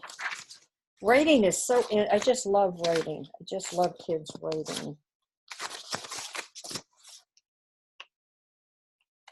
And these are first graders. So here's a kid at this time of the year in first grade, February. This is all he could write. He could write his name, Xavier, Alexa, probably his sister's name. This might be mother. Did, to, know, on. That's all he could write in 10 minutes. But again, without the cheat sheet, without knowing some of these things, like sometimes I ask the kid to write no and they write on, and so you have to really watch how they're writing too. Are they writing the words right to left, or are they writing them left to right? I have one more here. I haven't looked at these yet today. So now that I looked at the writing, I see the teacher's giving the kid the page to write the wrong way. So yeah, so now this is the same teacher. So now I'm wondering why she's giving the kid the paper to write this way instead of this way. But again, that's a little thing.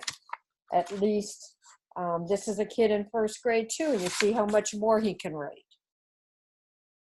So you ask them if you can write their name. If they can write their name, you start the timer, and you start recording on your paper exactly what they're writing. if they stop, if the child says no, see if he knows any single letter or two-letter words. Say, do you know how to write is, to, I? And then suggest other words he may know. And on your cheat sheet, you see there's a list of words there. So what I do when I ask the child if they can write those words, I cross them out so that I know not to ask them again. So I kind of go down the list, this list here in the middle, I, A. Can you write I, A? And you're going to see it in the video. And if you go through these words and the kid, you think he can write more words, then you start asking these category words. Can you write any children's names? Do you know how to write things that you do, like play or run or jump? But sometimes more than 2 minutes is more than enough time. This kid obviously ended up with, in 10 minutes, this kid ended up with 25 words, which for this time of year for first grade is really low. They should really know about 40, 45 words that they can write or pull up.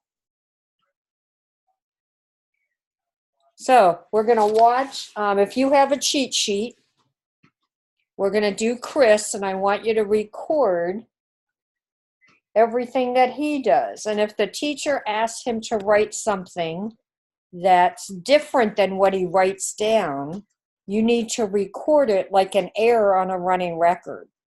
So if she says to write on and he writes no, you're going to write no, line, on. And we'll talk about that stuff next week.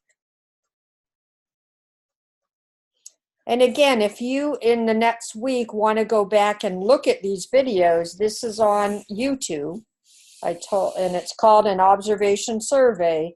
So you can go back at any time and review Chris and Aiden on in that video. So let's look at Chris and writing. I gotta find it first, hold on. And again, don't worry about scoring until we meet next week. So you're gonna write everything, all you need is that cheat sheet, and you're gonna record on the bottom what you see the child doing. You don't need the sheet that he writes on, you're gonna record everything on the bottom of the cheat sheet. Okay, let's see what Christopher can do. I want to see how many words you can write. See how she fold the paper over. Can you write your name?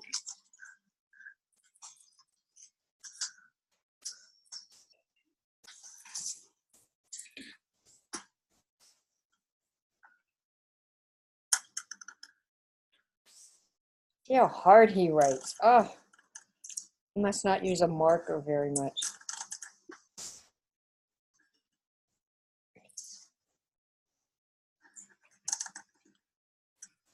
Good. Now think of all the words you can write and write them down.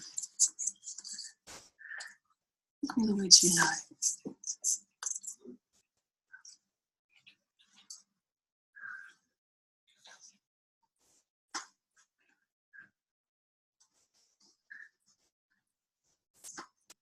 And again, when you read this, you learned you can never ask them what the word was they wrote.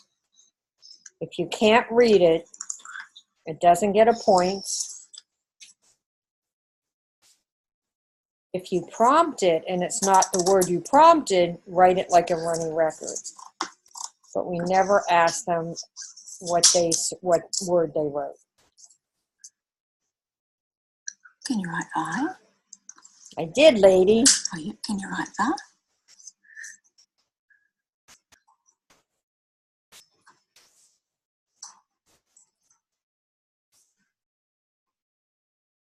Funny way he makes an E. But it's not a writing test, so we don't need to. It's a spelling test.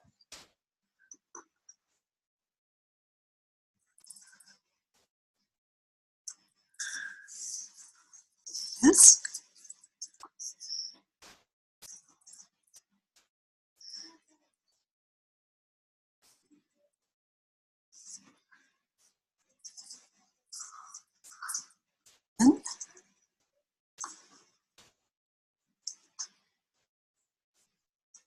What about it?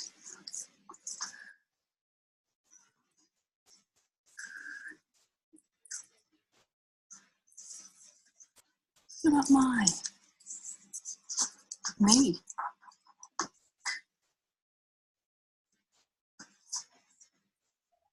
He.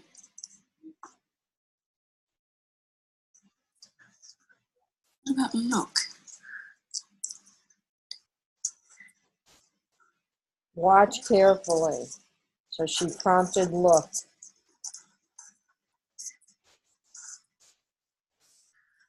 What about am? What about dog? What about mum?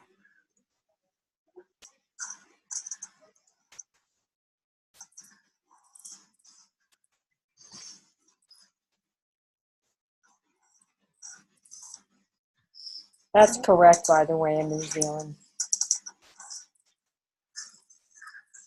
Dad.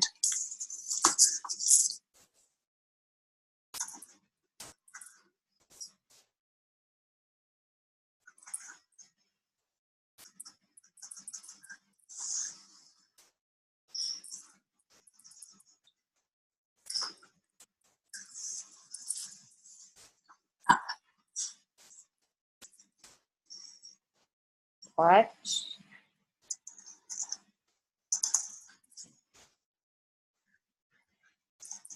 And try to write it like he does. Like make the U look like an upside down A. Light.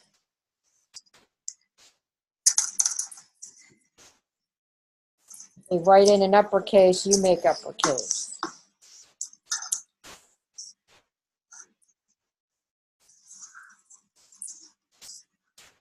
Zoo.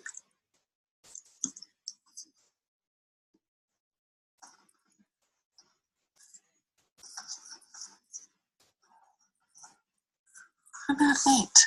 Make the Z backwards if you can. What about and? Hard.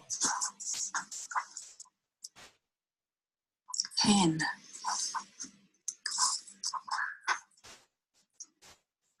What about what's another one? What about on?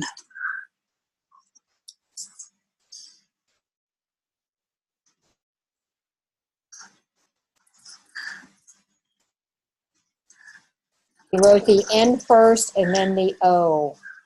What about So that's important. So considering how he wrote look, so I would put a number 1 above the N and a 2 above the O.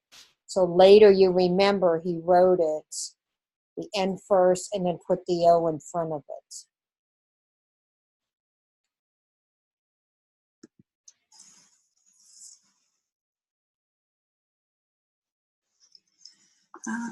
what about stop? What about no? What about bus? Ah. Can you think of any others you can write?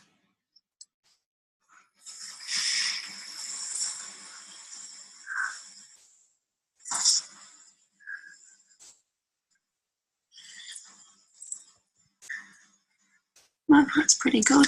You can't write so or go.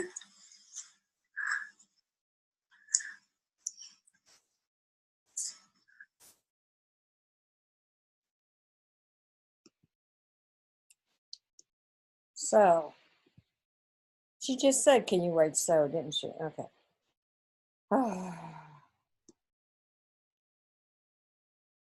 So again, we're not going to talk about scoring, but I want to make sure you have everything written down like the child did. And again, yours is going to be on the bottom of your sheet, your observation sheet. But I kind of did make some comments about his writing some letters from bottom to top. I really didn't have to. What's more important is cool, like he wrote the K-O-O-L. So if you didn't write down the letters above there or the order of the letters, you might think he wrote cool. So again, I think that's important to write down anything unusual, the order they wrote letters, and even on the very last word he wrote. Oh, he wrote the N first, and then he wrote the O. And we can talk next week whether that was a self-correction or if he's got some mirror image problems or whatever. We'll talk about all that next week. Any questions on that? Very easy. 10 minutes. I always write down at the bottom how much time they took. This was 7 minutes.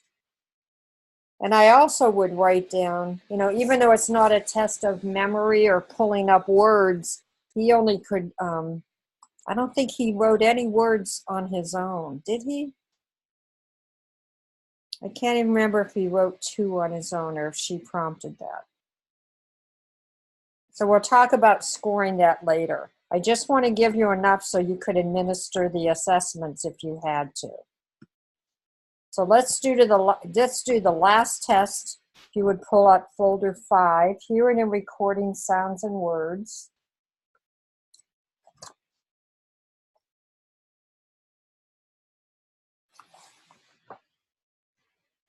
And in your book, when you read it, on page 121, they have 5 sentences listed here, and they all have the same amount of points, 37 points.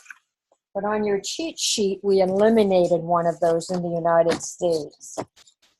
So the cheat sheet you have only has 4 sentences, and we only administer one of them. And everyone is going to do sentence 1. The bus is coming. It will stop here to let me get on.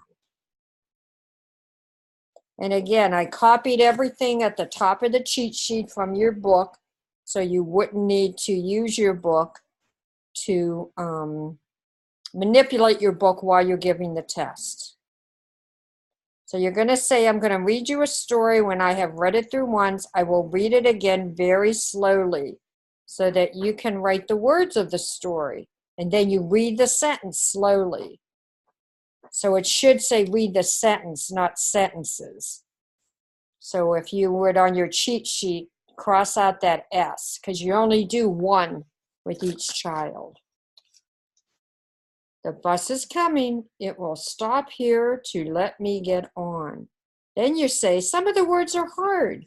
Say them slowly and think how you can write them. So then you say the, and the child writes the. Then you say bus, and the child writes bus.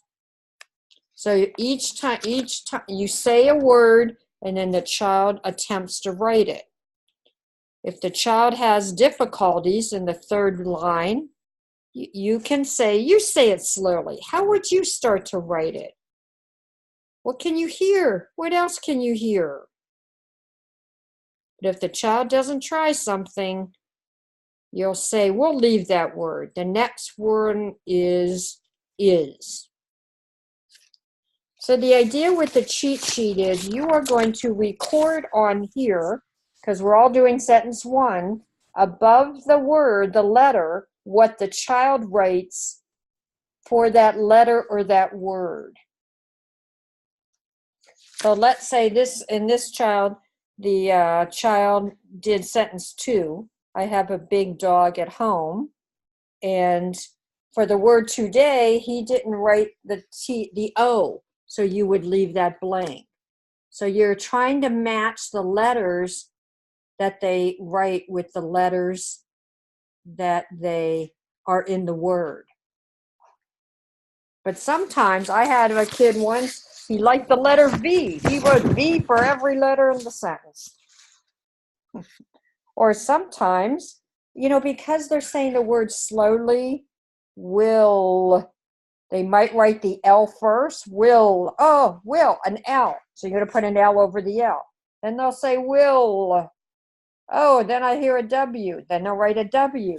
So again, we want to try and also record the order that they write them in. because a lot of kids write the last letter that comes out of their mouth first. And then they say it again and they'll write the first letter.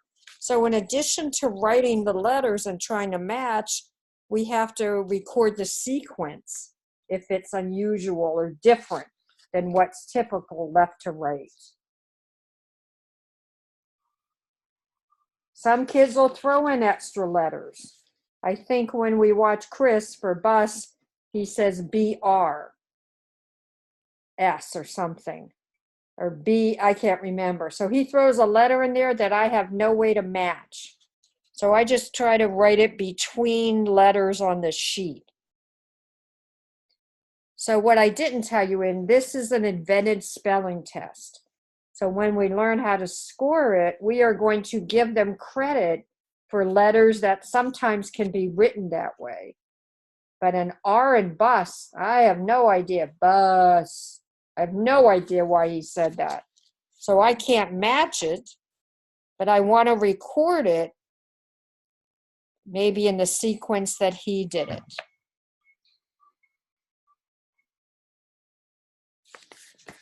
Let me look at his before we try to record what he says. Nope, it's not Chris. I'm sorry. I think it's Aiden. But like Chris for bus is going to spell bus, B-C-E. So I would put the B above the B, the C above the S, and then shove the E in after the C.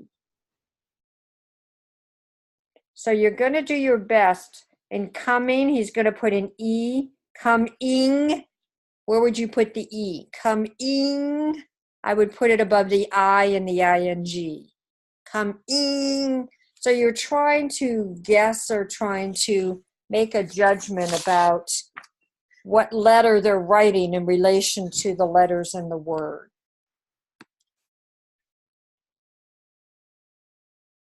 So while the last test they had to spell correctly to get the point, here there's some leeway where we're going to give them credit for some letters if sometimes in English they're spelled that way.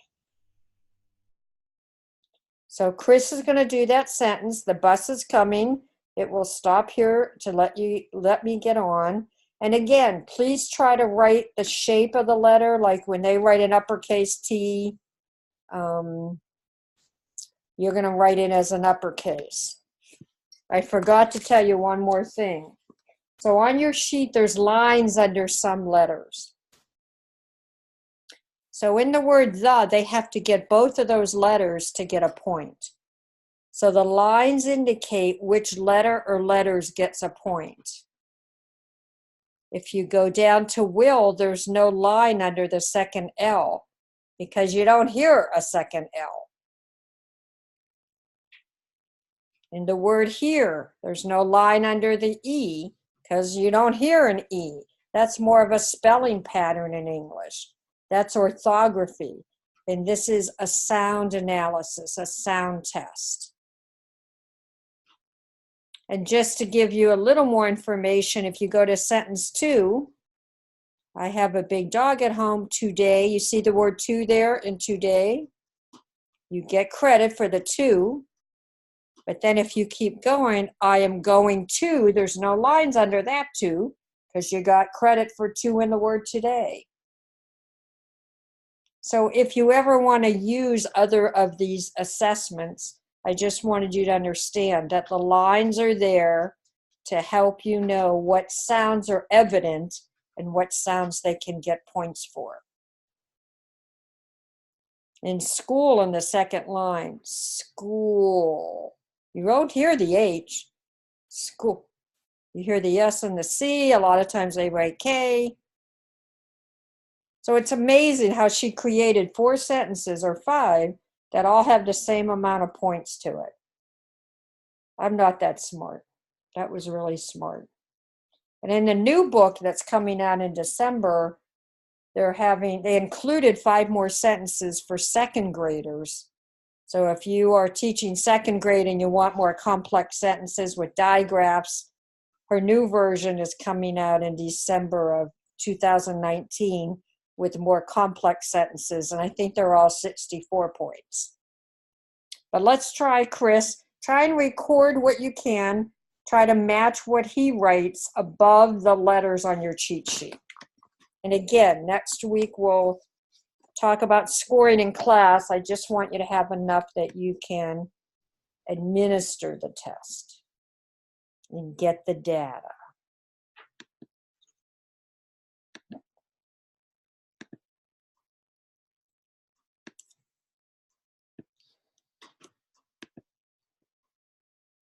Okay, where is it? There it is. Okay, we're still finishing up writing vocab. Looking. Not giving up. Love. That's pretty good. Very good. So again, blank paper, or you use the form, fold over the top. Now, I'm going to read you a story. When I've read it through once, I'll read it again very slowly so that you can write down the words in the story. So what I like that she does, she hasn't given him the paper yet, so that he really listens to the directions. I really like that. And he seems like he's focused on what she's saying. The bus is coming. It will stop here to let me get on. Some of the words are hard, so you say them slowly and think how you can write them. You start writing. The.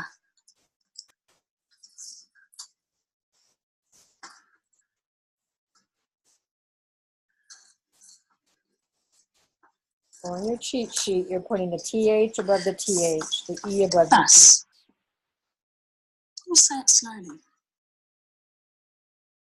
Bus. How would you start to write it? What can you hear? B. You write it down.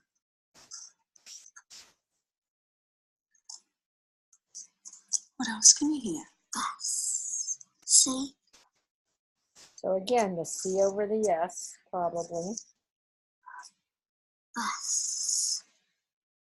Bus. C. E. You write it down. Maybe he knows a lot of words ending in a silent E, who knows? Just stick it in there. Bus. Bus. That's what the next one is. Whoops.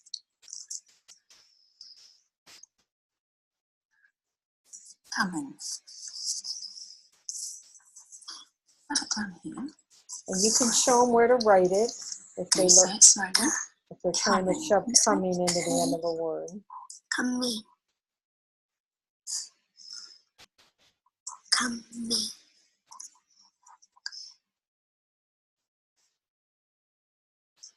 Me. E. You write it down. You say it slowly. Coming. What can you hear? Come. Me. In. Mm-hmm. What else? Coming. Coming. Coming. You say it slowly. Coming. What else can you hear? Coming. Coming. That's great. You put a full stop. That's the end of that sentence. It. So you can tell them about the period because this isn't a punctuation test.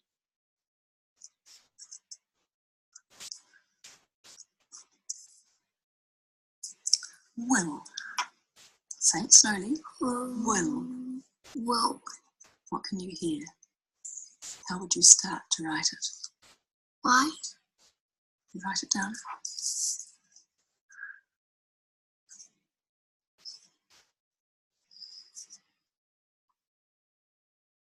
What else can you hear?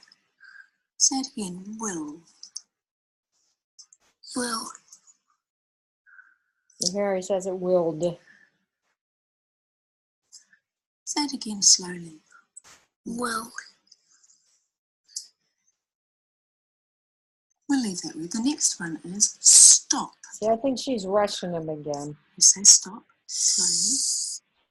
C. So C over S. Stop.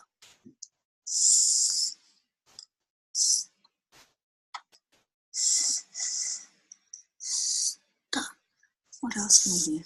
D. Write it down.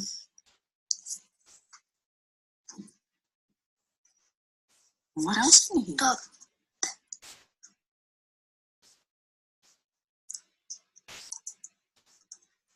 Stop. Here. Again. Here. He.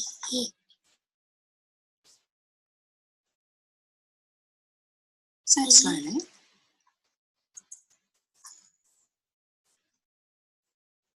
What else can you hear?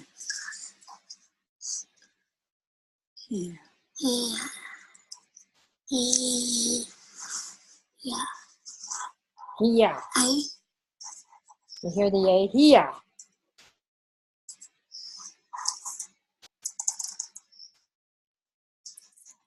Oh.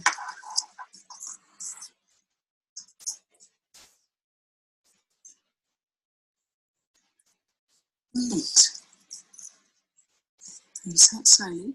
Lit. How would you start to write it? What else can you hear? Lit. E. What else can you hear? Lit. E. Lit. Me.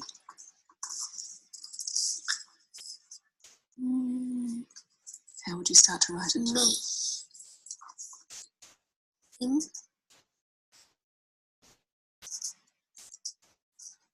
What else can you hear? Me. E. Me. It. Get. Say it slowly. Get. Get. How would you start to write it?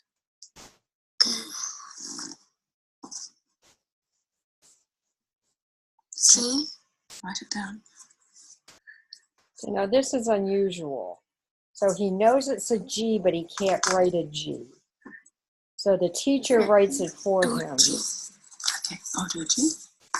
But I somehow you need to record that and say he What else knew can you the hear? letter, he just Say it couldn't slowly. write it.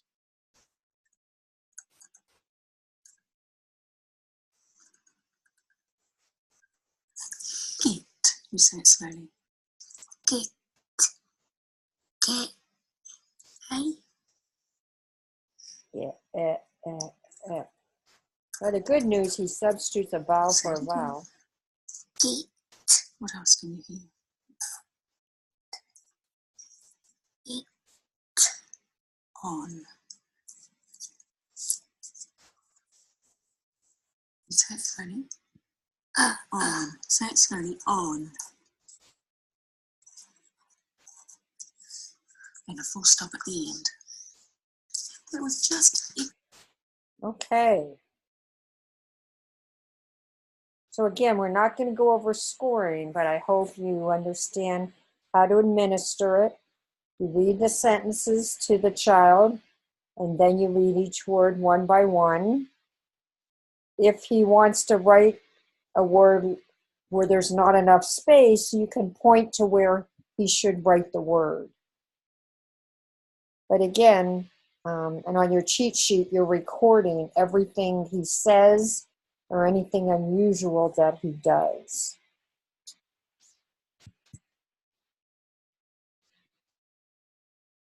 So if you'd like to practice, Aiden, again, is on the video on observation survey on YouTube.